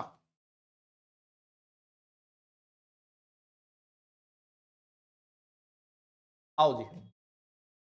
देखो सबसे पहले हम लोग बात करते हैं, भाई सॉल्युबिलिटी की बात की जाती है सबसे पहले। तो सर ये सारे के सारे इनसॉल्युबल होते हैं, किसको छोड़ के, फर्स्ट ए और अमोनियम सल्फाइड को छोड़। यस सर, अगर मैं एसिड के साथ रिएक्ट करूं, ये रिएक्शन आपको पहले बताई जा चुकी है कि जो सल्फाइड आयन होता है एसिड के साथ SO2 गैस रिलीज करता है। ये जो SO2 होती है इसकी स्मेल आप सब लोगों को पता है, यस बर्निंग सल्फर जैसी होती है। अगर इस SO2 गैस को आपने कैल्शियम हाइड्रोक्साइड सॉल्यूशन में से पास किया तो कैल्शियम सल्फाइड की वजह से व्हाइट टर्बिडिटी मिलेगी। यस, अगर आपने कैल्शियम हाइड्रोक्साइड ब्राइटा वाटर में से पास किया तब भी आपको बैरियम सल्फाइड की वजह से व्हाइट टर्बिडिटी मिलेगी। आपने अगर एक्सिस में CO2 पास कर दिया तो ये जो सल्फाइड है ये बाई सल्फाइड में कन्वर्ट हो जाता है, और आपका जो सॉल्यूशन होगा वो एकदम क्लियर सॉल्यूशन मिलेगा, ये सॉल्युबल होता है। अगर आपने कैल्शियम सल्फाइड को भी एक्सेस ऑफ SO2 पास किया तो सर ये भी सॉल्युबल हो जाएगा, barium by sulphide. Yes, barium नहीं है बेटा, यहाँ कैल्शियम है ना, यहाँ पर कैल्शियम है। तो सर ये तो ऐसा लग रहा है, सर ये तो ऐसा लग रहा है, ये तो ऐसा लग रहा है जैसे कार्बोनेट आयन का टेस्ट चल रहा हो। बोलो ना, याद आया? बोलो बोलो बोलो। यस, लाइम वाटर को मिल्की बना देती है SO2 गैस भी। बताओ, याद आया क्या? बिल्कुल कार्बोनेट आयन का टेस्ट है, बिल्कुल कार्बोनेट में सिर्फ C लिखा था, है ना, सिर्फ C लिखा था, उसकी जगह S लिख दिया, बाकी पूरा का पूरा एज इट इज सेम है। चाहे सोलिबिलिटी की बात कर लो या फिर टेस्ट विद एसिड की बात, एज इट इज वैसा ही। नोट कर लो तो डन लिख देना, आगे चलेंगे, है ना, नोट हो जाए तो डन लिख देना, आगे चलेंगे, पता ना जा। यस यस यस, बिल्कुल सेम है ना। अच्छा, है ना, ये SO2 है, लाइम वाटर में से पास करने पे, ब्राइटा वाटर में से पास करने से सॉल्यूशन को मिल्की बना देती है। SO2 गैस की वजह से सॉल्यूशन मिल्की होता है। मेरा क्वेश्चन आपसे यह है कि आप कैसे डिफरेंशिएट करोगे कि जो गैस है वो SO2 है या फिर CO2 है। भाई CO2 भी लाइम वाटर को मिल्की बना देती है, और एक्सेस ऑफ CO2 पास करने से आपका कॉम्प्लेक्स सॉल्युबल जो कंपाउंड बनता है सॉल्युबल हो जाता है, क्लियर सॉल्यूशन मिलता है। SO2 भी यही काम कर रही है। कैसे पता लगाओगे, कैसे पता लगाओगे कि वो गैस SO2 है या फिर CO2 है, जल्दी बताओ, कैसे पता लगाओगे, कैसे?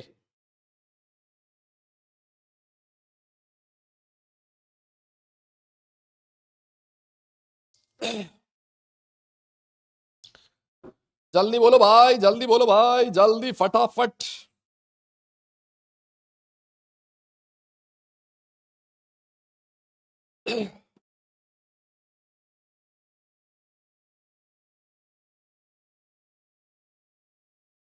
हाँ, फ्लोरोसेंस से, हाँ K2Cr2O7, बिल्कुल सही बात है।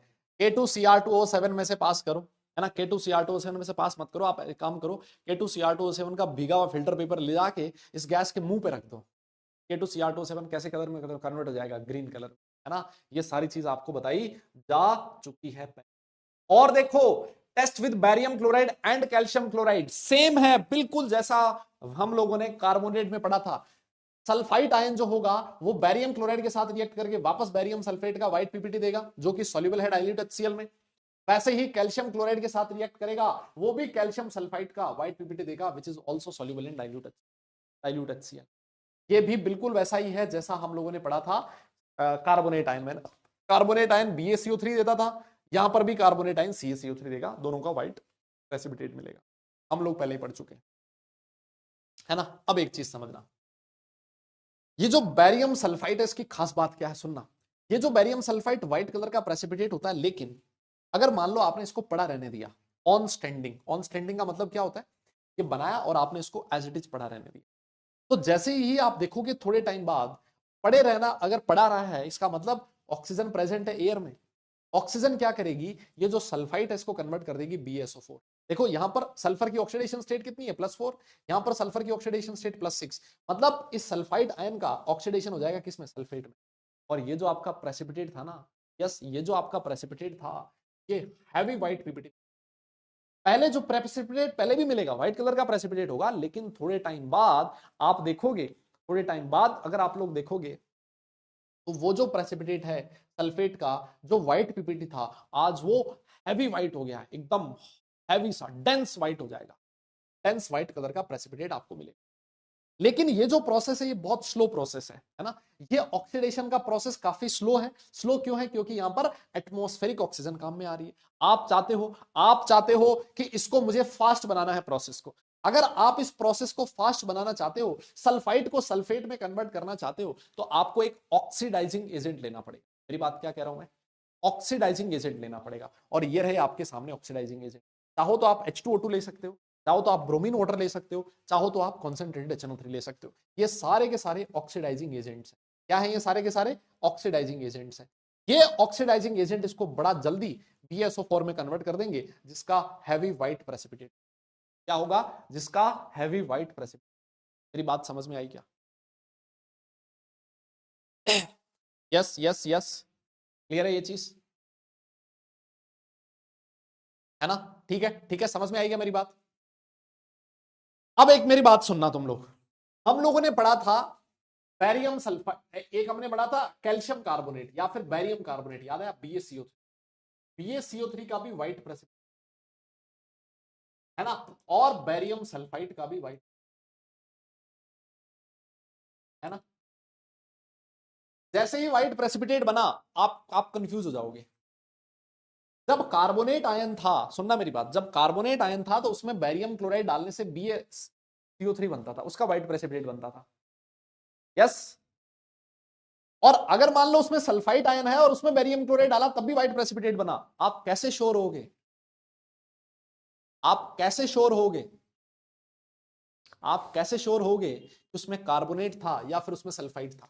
मतलब ऐसा कोई तरीका होना चाहिए जो बैरियम कार्बोनेट और बैरियम सल्फाइड में डिफ्रेंशिएट कर पाए। कोई मुझे बता सकता है क्या भाई? ऐसा कोई तरीका होना चाहिए ना।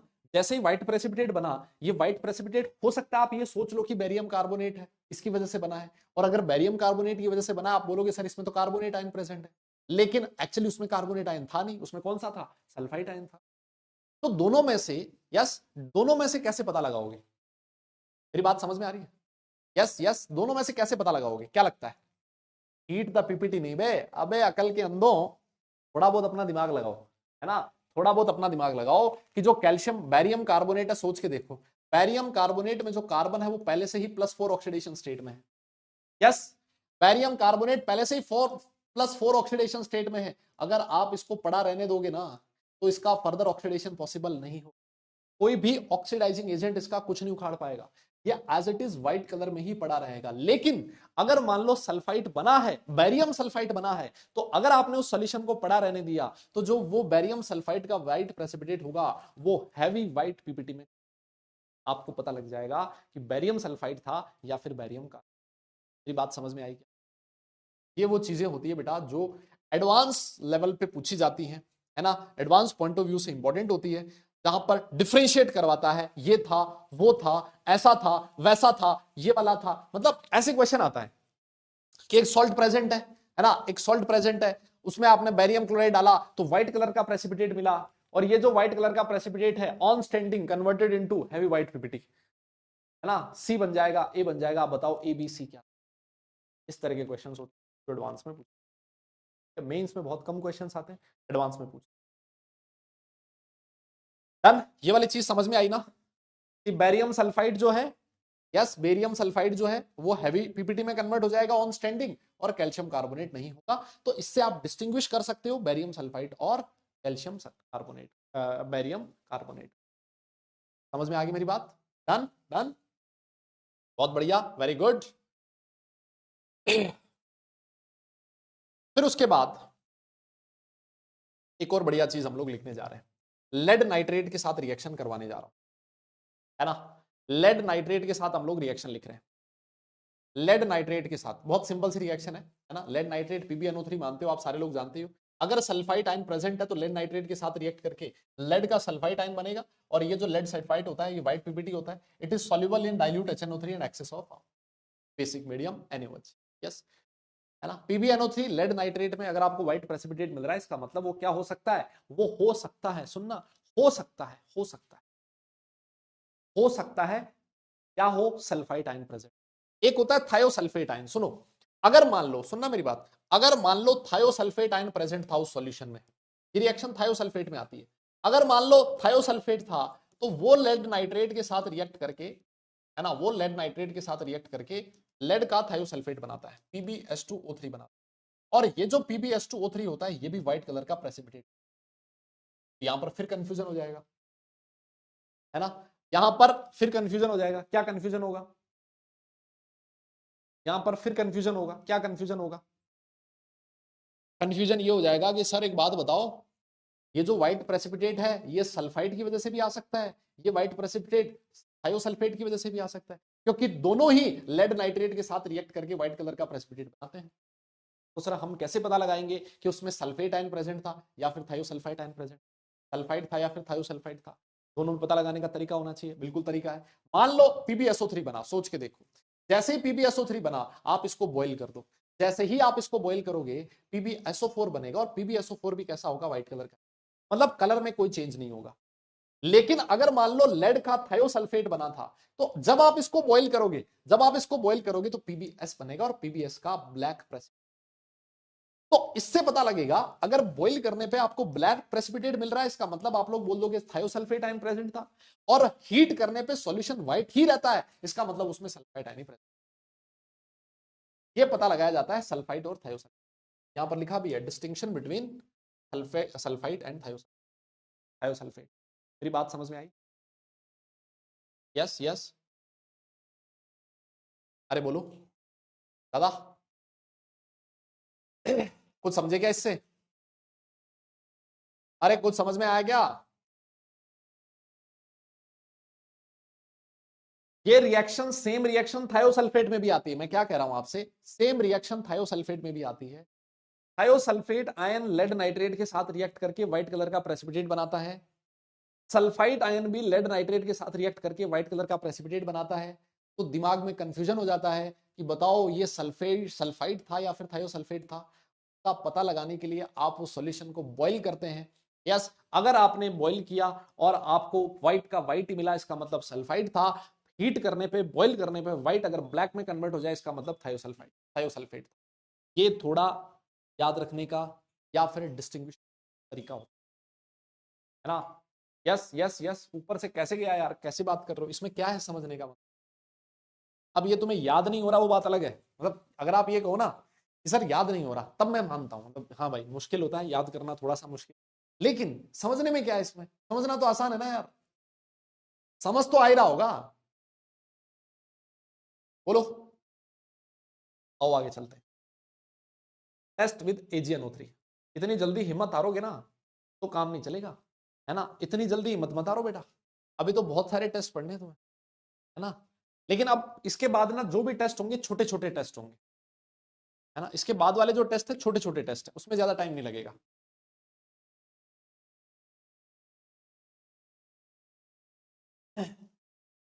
ये चैप्टर कब खत्म होगा बेटा, चैप्टर तो कभी खत्म हो सकता है, देखो सीधी सी बात मैं आपको बताऊं, मैं इतनी सारी रिएक्शंस लिखवाने की जरूरत भी नहीं है ना। मान लो अगर मुझे सिर्फ लैब मैनुअल में जो दो दो तीन तीन रिएक्शन लिखी है हर टेस्ट की, वो लिखवा दो, काम बन जाएगा, तो मैं लगेगा चैप्टर भी खत्म हो गया, समझ में भी आ गया, सर बहुत आसान है, मजा आ गया सर, आपने बढ़िया पढ़ा है।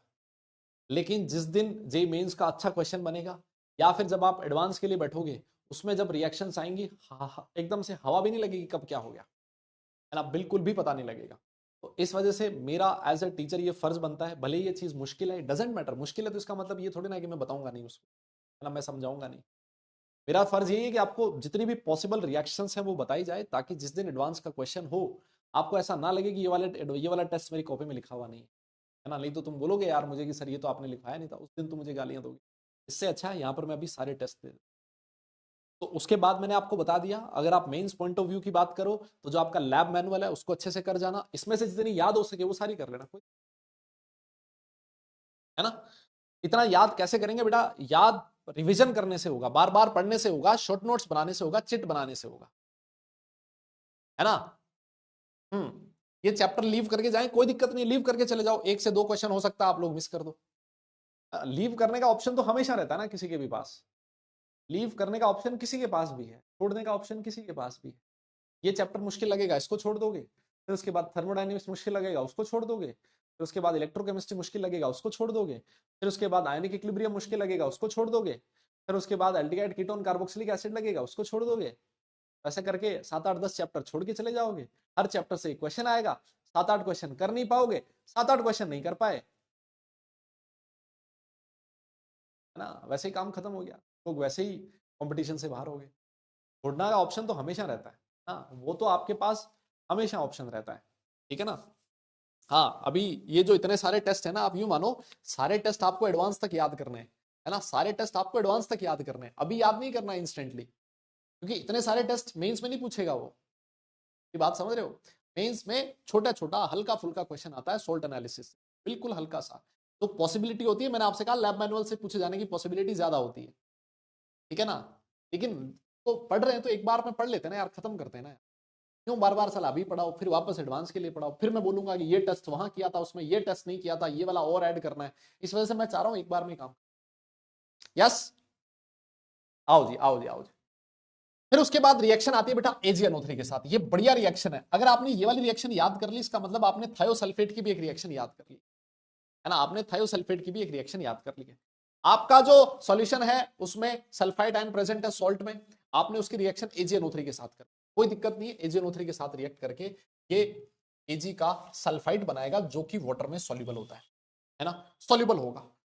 जैसे ही अगर ये वाटर में सॉल्युबल होगा तो आपको पता ही नहीं लगेगा कि कोई रिएक्शन हुई है कि नहीं हुई, है ना, आपको पता ही नहीं लगेगा कि रिएक्शन हुई है कि नहीं हुई। आपके पास टेस्ट ट्यूब में सल्फाइड आयन था, आपने उसमें AgNO3 डाल दिया, आपने देखा यार सॉल्यूशन तो अभी भी क्लियर है, कुछ नहीं पता लगेगा, अब आप क्या करोगे, आप उसमें एक्सेस ऑफ AgNO3 पास करो, थोड़ा सा आपने AgNO3 डाला था, आपका क्लियर सॉल्यूशन मिला, आप खूब सारा AgNO3 डाल, जब आप बहुत सारा AgNO3 डालोगे तो आपका जो सॉल्यूशन है आप देखोगे व्हाइट कलर का बन जाएगा,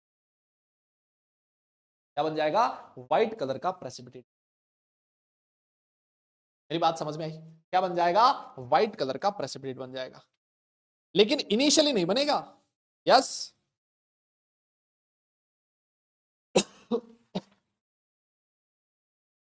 हाँ,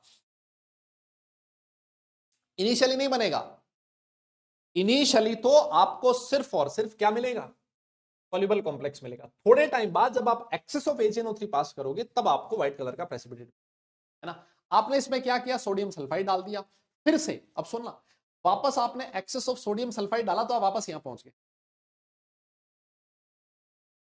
यस, सुनना मेरी बात, हुआ क्या है, नहीं हो गए इधर, आपके पास सल्फाइड आयन था, AgNO3 डाला, सॉल्युबल कॉम्प्लेक्स मिला, एक्सेस ऑफ AgNO3 डाला, व्हाइट प्रेसिपिटेट मिला, वापस आपने सोडियम सल्फाइड डाला, आपको सॉल्युबल कॉम्प्लेक्स वापस मिल गया, आपने इसको बॉईल कर दिया, जब आप इसको बॉईल करोगे तो Ag जो है वो उसका प्रेसिपिटेट मिलेगा, सल्फेट आयन प्लस SO2, लेकिन यहां पर जो Ag है देखो मेटालिक ब्लैक लिखा है, Ag को ब्लैक क्यों लिखा है, इसका रीजन मैं आपको लास्ट क्लास में समझा चुका था, क्योंकि आपने हीट किया है, आपने बॉईल किया, तो जो Ag होगा वो जल जाएगा, जल जाएगा तो वो कैसे दिखाई देगा, ब्लैक दिखाई, इसी वजह से ब्लैक दिखाई।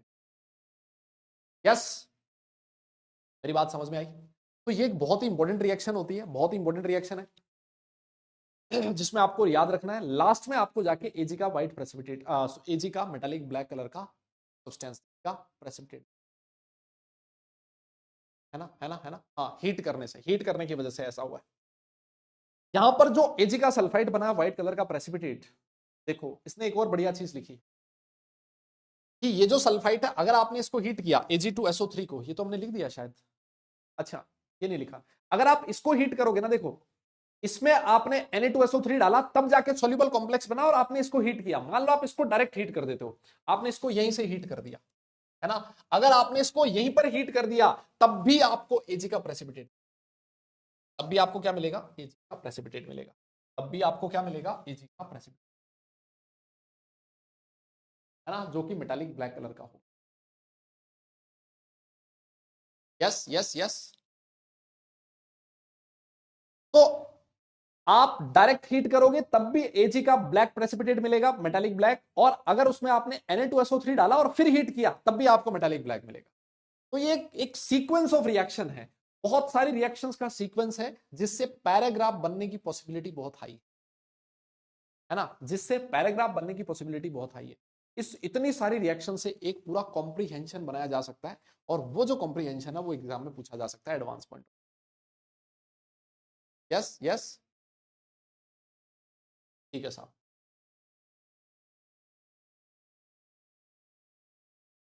देखो ये वाली चीज तो मैंने बताई दी है कि initially no visible change occurs, है ना, इनिशियली आपको कोई विजिबल चेंज नहीं दिखेगा, क्योंकि ये जो सॉल्यूशन बनेगा ये सॉल्युबल है, लेकिन जब आप एक्सेस ऑफ AgNO3 पास करोगे तब जाके आपको व्हाइट कलर का प्रेसिपिटेट, है ना।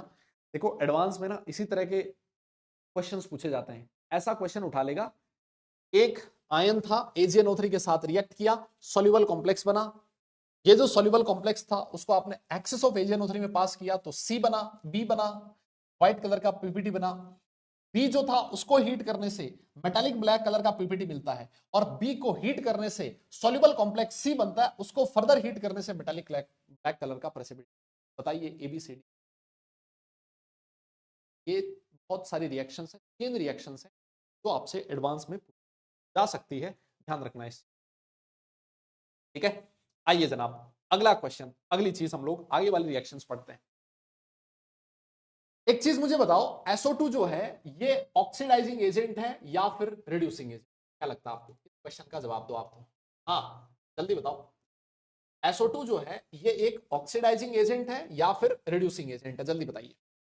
SO2 एक ऑक्सीडाइजिंग एजेंट है या फिर रिड्यूसिंग एजेंट है, जल्दी बताइए।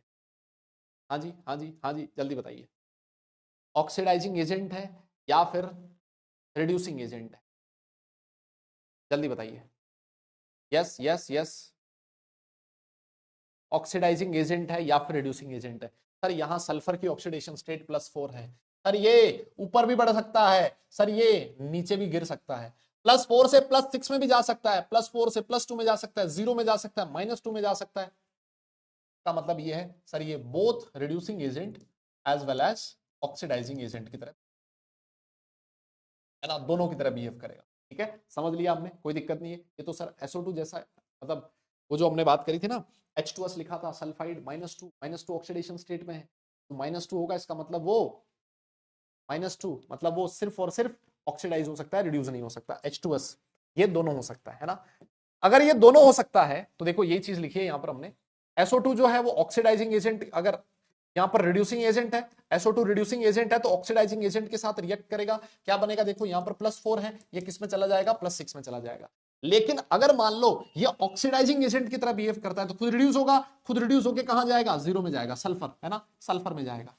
लेकिन अगर मान लो आपने स्ट्रॉन्ग रिड्यूसिंग एजेंट यूज किया, याद करो स्ट्रॉन्ग रिड्यूसिंग एजेंट वो होता है जो नेसेंट हाइड्रोजन प्रोवाइड करता है, तो स्ट्रॉन्ग रिड्यूसिंग एजेंट इसको इसकी मिनिमम ऑक्सीडेशन स्टेट में फेंक, है ना, कहां फेंक देगा? मिनिमम ऑक्सीडेशन स्टेट में फेंक देगा, ध्यान रखना है, कहां फेंक देगा? मिनिमम ऑक्सीडेशन स्टेट में फेंक देगा। तो जब ये ऑक्सीडाइज होगा तो सल्फेट बनाएगा, जब ये रिड्यूस होगा तो सल्फर बना सकता है, और अगर मान लो आपने बहुत जबरदस्त रिड्यूसिंग एजेंट यूज किया है तो सल्फर नहीं बनेगा, फिर क्या बनेगा? सल्फाइड आयन बनेगा। मेरी बात समझ में आई? ये तो बहुत सिंपल चीज है ना। सल्फर की मिनिमम पॉसिबल ऑक्सीडेशन स्टेट कितनी होती है? 2- होती है। सल्फर की मिनिमम पॉसिबल ऑक्सीडेशन स्टेट कितनी होती है? 2- होती है, H2-। ठीक है, बहुत बढ़िया। आपके सामने कुछ रिएक्शंस लिखी है, मुझे बताइए इसमें से कौन सी रिएक्शन ऐसी है जो आप लोगों ने नहीं पढ़ी, जल्दी से बताइए। यस यस यस यस, इसमें से कौन कौन सी रिएक्शंस ऐसी हैं जो आप लोगों ने नहीं पढ़ी, जल्दी बताइए। इसमें से कौन कौन सी रिएक्शंस ऐसी हैं जो आप लोगों ने नहीं पढ़ी, जल्दी बताओ।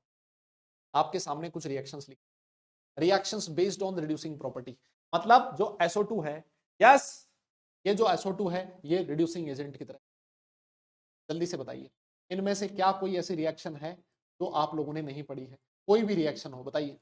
क्या ये सारी रिएक्शन आप लोग पढ़ चुके हो? हाँ हाँ, जल्दी बोलो जल्दी बोलो।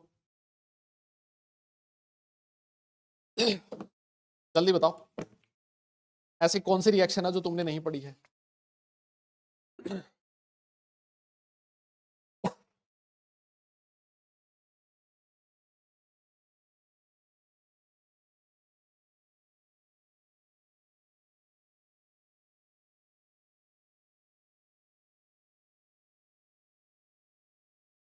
हाँ जी, सारी पढ़ रखी है ना? अरे सारी लिखवा रखी है, सारी लिखवा रखी है। SO2 की पहचान मैंने आपको बताई थी। SO2 जो होता है वो भी लाइम वाटर को मिलकर बना देता है, CO2 भी लाइम वाटर को मिलकर बना देता है। लेकिन दोनों की पहचान कैसे करते थे कि अगर मान लो SO2 गैस है, उसके ऊपर MnO2 माइनस का फिल्टर पेपर लेके गए, क्या होगा? पर्पल से कलरलेस हो जाएगा या फिर लाइट पिंक हो जाएगा। फिर उसके बाद हमने लिखा था तो ऑरेंज कलर होता है Cr2O7 माइनस का, इसको ये ग्रीन कलर में कन्वर्ट कर देगा। ब्रोमीन वाटर में से SO2 पास करोगे तो आपका कलरलेस सॉल्यूशन मिलेगा। और Fe3+ आयन है तो ये Fe2+ में कन्वर्ट कर देगा, येलो से ग्रीन बन जाएगा। सारी रिएक्शंस ऐसी है जो हम लोग पढ़ रख चुके हैं। सेम रिएक्शन याद करो, सेम रिएक्शन हम लोगों ने H2S के लिए पढ़ी थी, याद आया क्या? सेम रिएक्शन हम लोगों ने H2S के लिए पढ़ी थी। जब H2S होता था तो यहां SO4 की बजाय सल्फर बनता था, याद आया क्या? जब H2S के लिए हमने सेम रिएक्शन पढ़ी थी कल वाली क्लास में, जो लास्ट क्लास थी उसमें, उस केस में ये वाले जो ऑब्जर्वेशंस थे बिल्कुल सेम है, वहां सल्फेट आयन ना बन के सल्फर, बाकी सारा सब कुछ हम लोग पढ़ चुके हैं, है ना? सब कुछ पढ़ चुके हैं। एक और हल्का सा टेस्ट और है, आयोडेट आयन IO3- के साथ हम लोग टेस्ट करवाने जा रहे हैं, है ना? आयोडेट आयन के साथ ये टेस्ट आप लोग उसके लिए भी पढ़ सकते हो, है ना? सल्फाइड आयन के लिए भी पढ़ सकते हो, यस, सल्फाइड आयन के लिए भी पढ़ सकते हो। सोच के देखो, एक बार सोचो, SO2 गैस है ना? SO2 गैस में आपने क्या डाल दिया? आयोडेट आयन डाल दिया। सुनना मेरी बात, अगर SO2 गैस है, आपने आयोडेट आयन डाला, और SO2 जो होता है, अभी हमने बात करी, यहां पर आयोडीन +5 ऑक्सीडेशन स्टेट में है, ये इसको कन्वर्ट कर देगा जीरो में। यहां SO2 किसकी तरह बिहेव कर रहा है? रिड्यूसिंग एजेंट की तरह, और खुद ऑक्सीडाइज हो जाएगा SO4 आयोडेट आयन को ऑक्सीडाइज कर दिया, सॉरी रिड्यूस कर दिया I2 में, और I2 में क्या डाल देना आप लोग? स्टार्च सॉल्यूशन डाल दोगे। जैसे ही आप लोग स्टार्च सॉल्यूशन डालोगे, डीप ब्लू कलर का कॉम्प्लेक्स मिलेगा। मेरी बात समझ में आई? Yes yes, deep blue colour का कॉम्प्लेक्स मिलेगा, डीप ब्लू कलर का कॉम्प्लेक्स मिलेगा। लेकिन अगर मान लो आप कहो सर SO2 गैस नहीं है, सल्फाइड H2S गैस है, मान लेते हैं, अगर गैस H2S होगी तो यहां बेटा SO4 नहीं बनेगा, उस केस में क्या बनेगा? सल्फर बनेगा, सल्फर का येलो व्हाइट प्रेसिपिटेट। तो यहां से भी आपको आइडिया लग जाएगा कि H2S था या फिर SO2 था। अगर H2S था इसका मतलब सल्फाइड आयन था, और अगर SO2 है इसका मतलब सल्फाइड। यहां से आइडिया लग, दोनों लिख रखे हैं मैंने। SO2 में SO4 बनेगा, है ना? SO4 बनेगा, और अगर H2S गैस है तो उस केस में सल्फर बनेगा। I2 में स्टार्च डालते हैं, डीप ब्लू कलर का कॉम्प्लेक्स बनेगा। इस ब्लू कलर के कॉम्प्लेक्स का फॉर्मूला याद नहीं रखना, ठीक है ना? आपको ऑब्जर्वेशन पता होनी चाहिए। ये रिएक्शन आज ही आपको पढ़ाई है, पहले नाइट्राइट आयन में भी आई थी, यस, नाइट्राइट आयन में भी आई थी। Ai के साथ रिएक्शन करवाते थे तो I2 बनता था, और I2 में स्टार्च डालते थे, डीप ब्लू का कॉम्प्लेक्स बनता। बोलो बोलो, डन? मेरी बात समझ में आ गई? अब देखो सर, कुछ रिएक्शंस ऐसी भी हो सकती हैं, कुछ रिएक्शंस ऐसी भी हो सकती हैं जिसमें आपका जो SO2 है वो किसकी तरह बिहेव कर रहा है? वो बिहेव कर रहा है किसकी तरह? ऑक्सीडाइजिंग एजेंट की तरह। पिछली वाली रिएक्शन में H2S किसकी तरह बिहेव कर रहा था? रिड्यूसिंग एजेंट की तरह। अब किसकी तरह बिहेव करेगा? ऑक्सीडाइजिंग एजेंट की तरह। सुनना मेरी बात अच्छे से, सुनना मेरी बात अच्छे से। जिंक है, H2SO4 के साथ रिएक्ट किया तो क्या बनेगा? ZnSO4H2 बनेगा। हम लोगों ने 10वीं क्लास में रिएक्शन पढ़ी है, यस, हम लोगों ने 10वीं क्लास में रिएक्शन पढ़ी है। H2 को मैंने ऐसे लिख दिया 2H। H2 जो है वो भी तो एक तरह का रिड्यूसिंग एजेंट होता है, यस। और इसने अगर हाइड्रोजन दिया है, नेसेंट, पहले नेसेंट हाइड्रोजन ही बनती है, फिर वो नेसेंट हाइड्रोजन H2 में कन्वर्ट हो जाती है। तो अगर नेसेंट हाइड्रोजन दिया है तो ये SO3 को किस में फेंक देगा? H2 में फेंक। और जो H2 है वो इस H+ के साथ रिएक्ट करके H2S बना देगा। रोटन एक्स स्मेल आपको दिख, मतलब देगी, यस, रोटन एक्स स्मेल। एकदम से मजा आ जाएगा आपको, एकदम से जीवन तृप्त हो जाएगा आपका। बोलोगे सर क्या मतलब स्मेल आई है? एकदम सुबह सुबह दिल खुश हो गया, और जो नींद थी वो सारी की सारी नींद उड़ गई सर, है ना? इस रिएक्शन में आपका जो सल्फाइड आयन है, SO2 गैस है, वो किसकी तरह बिहेव करेगा? बिहेव करेगा एक ऑक्सीडाइजिंग एजेंट। मेरी बात समझे क्या? यस। और क्यों S2- स्ट्रॉन्ग रिड्यूसिंग एजेंट है ये? क्यों? क्योंकि इसने नेसेंट हाइड्रोजन, एक्चुअली पहले नेसेंट हाइड्रोजन ही बनती है जो H2 में कन्वर्ट होती है, तो ये नेसेंट हाइड्रोजन इसको कन्वर्ट कर देगी H2 माइनस। बात समझ में आई? यस, H2S जो होगा वो रोटन एक्समेल होती है, ये हम सब लोग जानते हैं। फिर उसके बाद एक और स्ट्रॉन्ग रिड्यूसिंग एजेंट होता है, याद करो, एक और स्ट्रॉन्ग रिड्यूसिंग एजेंट होता है Devarda alloy. Yes, with strong alkaline solution. मैं आपको पहले ही बता चुका हूं, ये जो अलॉय का अल्कलाइन सॉल्यूशन होता है ये भी नेसेंट हाइड्रोजन प्रोवाइड करता है, और ये जो नेसेंट हाइड्रोजन होती है ये एक स्ट्रॉन्ग रिड्यूसिंग एजेंट होती है, ये वापस से सल्फाइड के साथ रिएक्ट करके H2 माइनस जो इसकी लोएस्ट पॉसिबल ऑक्सीडेशन। अरे बोलो बोलो बोलो बोलो बोलो। रिएक्शन को याद करना इस तरह से आसान होता है बेटा, जब आप लोगों के दिमाग में एक पिक्चर बनी हो, है ना, एक पिक्चर आपके दिमाग में होनी चाहिए। अगर आपने ये वाला रिड्यूसिंग एजेंट लिया है, ये रिड्यूसिंग एजेंट बहुत जबरदस्त रिड्यूसिंग एजेंट होता है, बहुत भयंकर रिड्यूसिंग एजेंट होता है।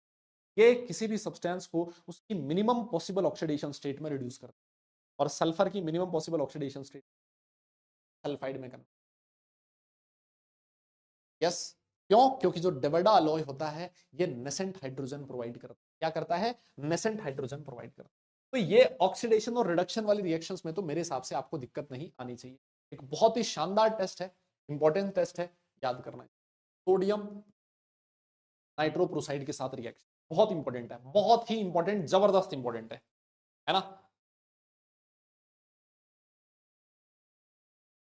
हाँ बेटा, ये बहुत बढ़िया डाउट है आपका कि जब एनसीईआरटी लैब मैनुअल ही पढ़ के जाना है तो नोट्स बनाने में क्या रखा है? कुछ नहीं रखा बेटा, मत बनाओ आप, है ना? क्या दिक्कत है?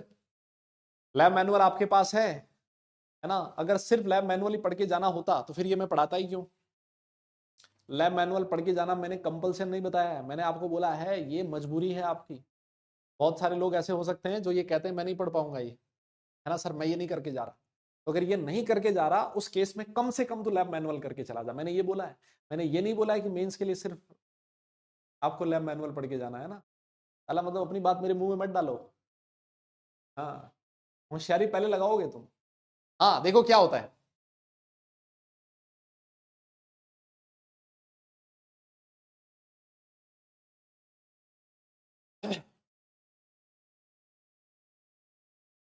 देखो जी, होता क्या है, सोडियम नाइट्रोप्रोसाइड टेस्ट क्या होता है?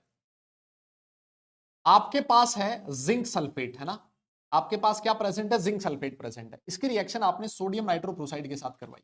इसके बारे में मैं आपको बहुत सारी चीजें कोऑर्डिनेशन कंपाउंड में बता चुका हूं।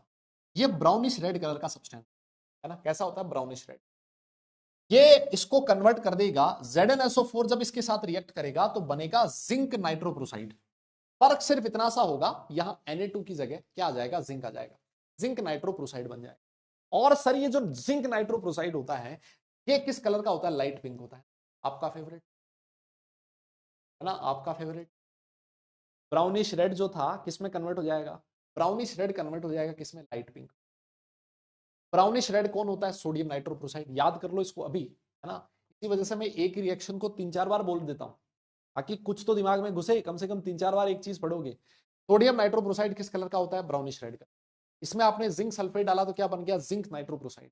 जिंक नाइट्रोप्रोसाइड किस कलर का होता है? हमारे favourite colour light pink. Yes, और ये जो जिंक नाइट्रोप्रोसाइड है मॉइस्ट SO2 के साथ रिएक्ट करके रेड कलर का कंपाउंड। कौन से कलर का? रेड कलर का कंपाउंड। मतलब ये जो लाइट पिंक है किसमें कन्वर्ट हो जाएगा? रेड कलर में प्रेजेंट हो जाएगा। कन्वर्ट हो जाएगा किसकी वजह से? SO2 की वजह से। ये SO2 कहां से आया था? ये SO2 आया था सल्फाइट आयन से। यस, कहां से आया था? सल्फाइट आयन से। सल्फाइट आयन एसिडिक मीडियम में SO2 गैस रिलीज करता है, और ये जो मॉइस्ट SO2 है, इसमें अगर आपने जिंक नाइट्रोप्रोसाइड के साथ रिएक्शन करवाई आपको रेड कलर का कॉम्प्लेक्स। पिंक से किसमें कन्वर्ट हो जाएगा? रेड। पिंक से किसमें? रेड। तो सोडियम नाइट्रोप्रोसाइड कैसा था? वो था ब्राउनिश रेड। फिर जिंक नाइट्रोप्रोसाइड कैसा हुआ? Light pink. SO2 से पास किया, क्या बन गया? Red colour. पूरा रिएक्शन याद हो गया मेरे? बोलो क्लियर हुआ क्या? दादा बोलना। यस यस यस, अरे बोलो क्लियर हुआ क्या? क्लियर हुआ? क्लियर हुआ? समझ में आ गया? ये वाली जो रिएक्शन है ये जिंक नाइट्रोप्रोसाइड बनाने का तरीका है ना, ये है प्रिपरेशन ऑफ जिंक नाइट्रोप्रोसाइड। इसमें क्या बना है? ये प्रिपरेशन है जिंक नाइट्रोप्रोसाइड की। आप चाहो तो डायरेक्ट ऐसे बोल सकते थे, जिंक नाइट्रोप्रोसाइड SO2 के साथ रिएक्ट करके रेड कलर का कंपाउंड बनाता है, खट से, है ना, खट से आपको पता लग जाएगा। कि यार इसमें तो सल्फाइड आयन ही प्रेजेंट था। मेरी बात समझे?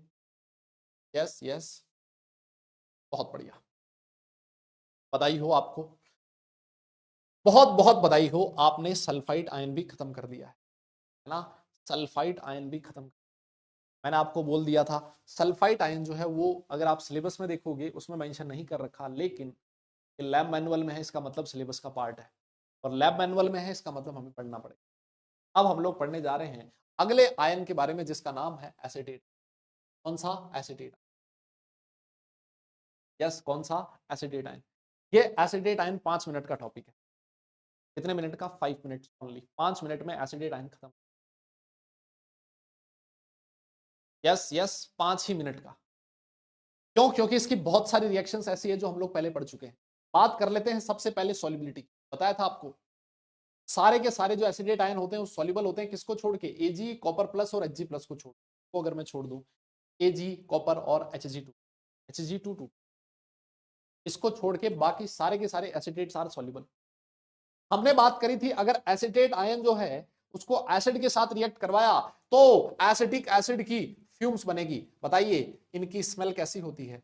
विनेगर लाइक, है ना? कैसी होती है इनकी स्मेल? विनेगर लाइक स्मेल होती है, विनेगर लाइक फ्यूम्स बनती। बोलो,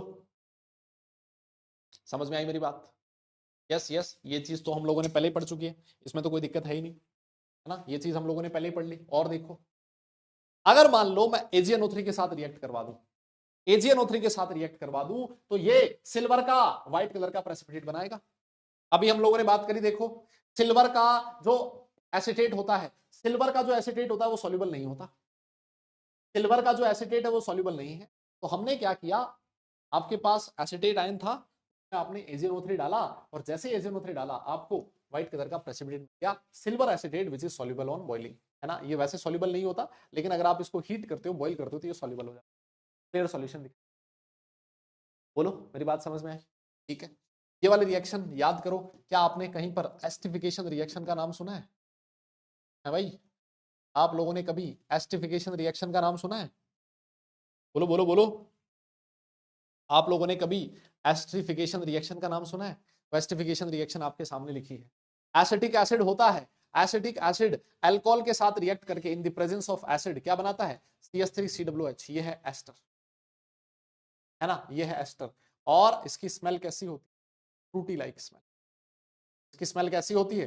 फ्रूट जैसी स्मेल आएगी। आप समझ जाना, आप समझ जाना कि उसमें कौन सा आयन प्रेजेंट था? एसिटेट आयन प्रेजेंट, है ना? ये जो एसिडेट आयन होता है, जैसे आप उसमें H2SO4 डालते हो, ये acetic acid plus HSO4 minus बनाता है, और यहां पर HC2O5 के साथ रिएक्ट करके ये जो एसिड बना, ये एसिड मिथाइल इथाइल अल्कोहल के साथ रिएक्ट करके क्या बना लेता है? एस्टर बना देता है, जिसकी स्मेल फ्रूटी लाइक स्मेल होती है। ये रिएक्शन हम लोगों ने एस्टिफिकेशन रिएक्शन पढ़ी है, बहुत बार पढ़ी है। एक बात बताइए, इस रिएक्शन में H2SO4 किसकी तरह बिहेव कर रहा है? एक एसिड की तरह या फिर किसी और की तरह? हाँ, जल्दी बताओ जल्दी बताओ। इस रिएक्शन में एसिटिक एसिड किसकी तरह बिहेव कर रहा है? क्या मैं ऐसे लिख सकता हूं, इस रिएक्शन में जो H2SO4 है, सॉरी, वो इस रिएक्शन में डिहाइड्रेटिंग एजेंट की तरह यूज कर, इस रिएक्शन में डिहाइड्रेटिंग एजेंट की तरह यूज।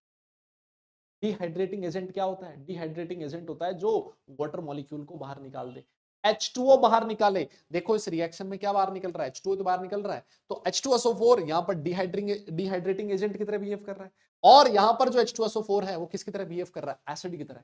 यहां पर H2SO4 ने H प्लस दिया, वो H प्लस एसिडेट आयन के साथ रिएक्ट करके एसिटिक एसिड में कर, तो यहां कन्वर्ट हो रहा है, यहां बिहेव कर रहा है वो एसिड की तरह, और यहां बिहेव कर रहा है किसकी तरह? Dehydrating agent.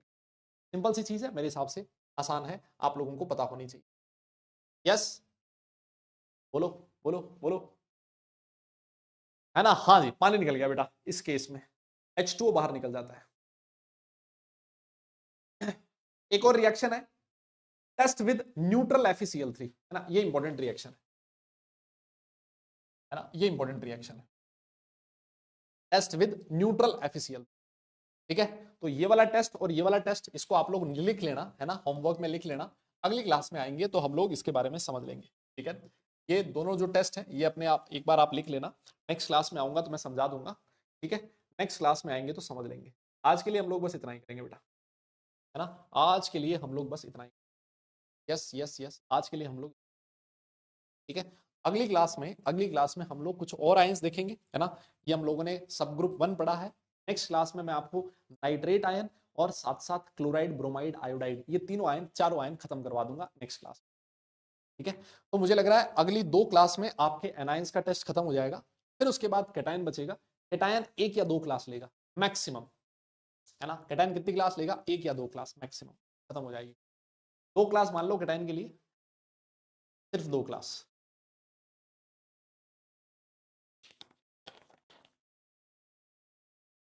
ऑल राइट, तो आज का होमवर्क क्या है? होमवर्क में आज को डीपीपी मिलेगी आपको, फिर उसके बाद आपको रिवीजन करना है, फिर उसके बाद क्या करना है, आपको मॉड्यूल उठाना है, मॉड्यूल अपना मॉड्यूल में एक्सरसाइज 1, है ना। एक्सरसाइज 1 में एसिटेट आयन के टेस्ट के क्वेश्चन कर सकते हो आप लोग, है ना। नाइट्राइट आयन के कर सकते हो, सल्फाइट आयन के टेस्ट के क्वेश्चन कर सकते हो, और बाकी जो आपको पढ़ा दिया कार्बोनेट, बाइकार्बोनेट, सल्फाइड, ये जितने भी आयंस हैं, सारे आयंस के आप लोग एक बार लगाओ खुद से ना, एक बार लगाओ, सारे क्वेश्चंस बन, ठीक है ना। हाँ, तो लगभग 4 क्लास में ये जो चैप्टर है आपका, वो हम लोग कर देंगे खत्म, फिनिश। यस, 4 क्लास में चैप्टर हो जाएगा फिनिश। 4 मैक्सिमम में बता रहा हूं, हो सकता है 4 से थोड़ा कम में भी, ठीक है, 4 से थोड़ा कम में भी हो सकता है। और अगर सिर्फ एनसीईआरटी पढ़ाना हो, लैब मैनुअली पढ़ाना हो, फिर तो 2 क्लास में खत्म। 2 से कम में भी, है ना, 1.5 क्लास में लगभग आपका पूरा सिलेबस खत्म हो जाए अगर सिर्फ एनसीईआरटी में से। लेकिन हम लोग वो नहीं चाहते, अच्छे से समझेंगे हम लोग, ठीक है भाई। तो फिर खत्म करें क्लास, आज का सेशन खत्म करने का टाइम आ चुका है। 4 लाइन आज नहीं सुनाएंगे, अगली क्लास में सुनाएंगे आपको 4 लाइन, हाँ, क्योंकि अभी हो गया टाइम, 3 मिनट हो गए ज्यादा। अगली क्लास में 4 लाइन नहीं सुनाएंगे आपको, 8-10 लाइन सुनाएंगे साथ ही, एकदम बढ़िया से, है ना। लेकिन भाई लोगों, आपसे मैं फिर कह देता हूँ, हाथ जोड़ के विनती है, चैप्टर को रोज रोज रिवाइज किया करो।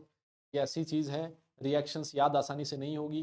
मैं चाहता हूं जब आप जेईई मेंस के लिए एग्जाम देने जाए, उस समय भी आपको इस चैप्टर की मैक्सिमम रिएक्शंस याद रहे, है ना, मैं ऐसा चाहता हूं। तो वो तभी होगी जब आप इस चैप्टर को हर दिन रिवाइज करेंगे। आप ऐसे मान लो कि इस चैप्टर को रिवाइज करने के लिए आपको आधा घंटा देना ही है, कम से कम। एक बार तो पढ़ ही लिया आपने, अब इसके बाद आधा घंटा मुझे एक बार और पढ़ना है, शाम को सोने से पहले आधा घंटा एक बार फिर पढ़ लिया, फिर आप सुबह आओगे, फिर उसके बाद क्लास खत्म हुई, रिवाइज किया, फिर सोने से पहले आधा घंटा एक बार फिर देख। ऐसे करने से ना धीरे धीरे आपको चीजें, ठीक है, ठीक है, डन, बहुत बढ़िया जी। चलो फिर आज के लिए हम लोग करते हैं खत्म सेशन, नेक्स्ट सेशन में आप लोगों से फिर मुलाकात होगी। तब तक सारे लोग अपना ख्याल रखें, खुश रहें, हंसते मुस्कुराते रहें, और पढ़ाई जरूर करते रहें कि भैया काम तो पढ़ने, सिर्फ मुस्कुरा। चलिए फिर नेक्स्ट सेशन तक के लिए टाटा bye bye, love you all.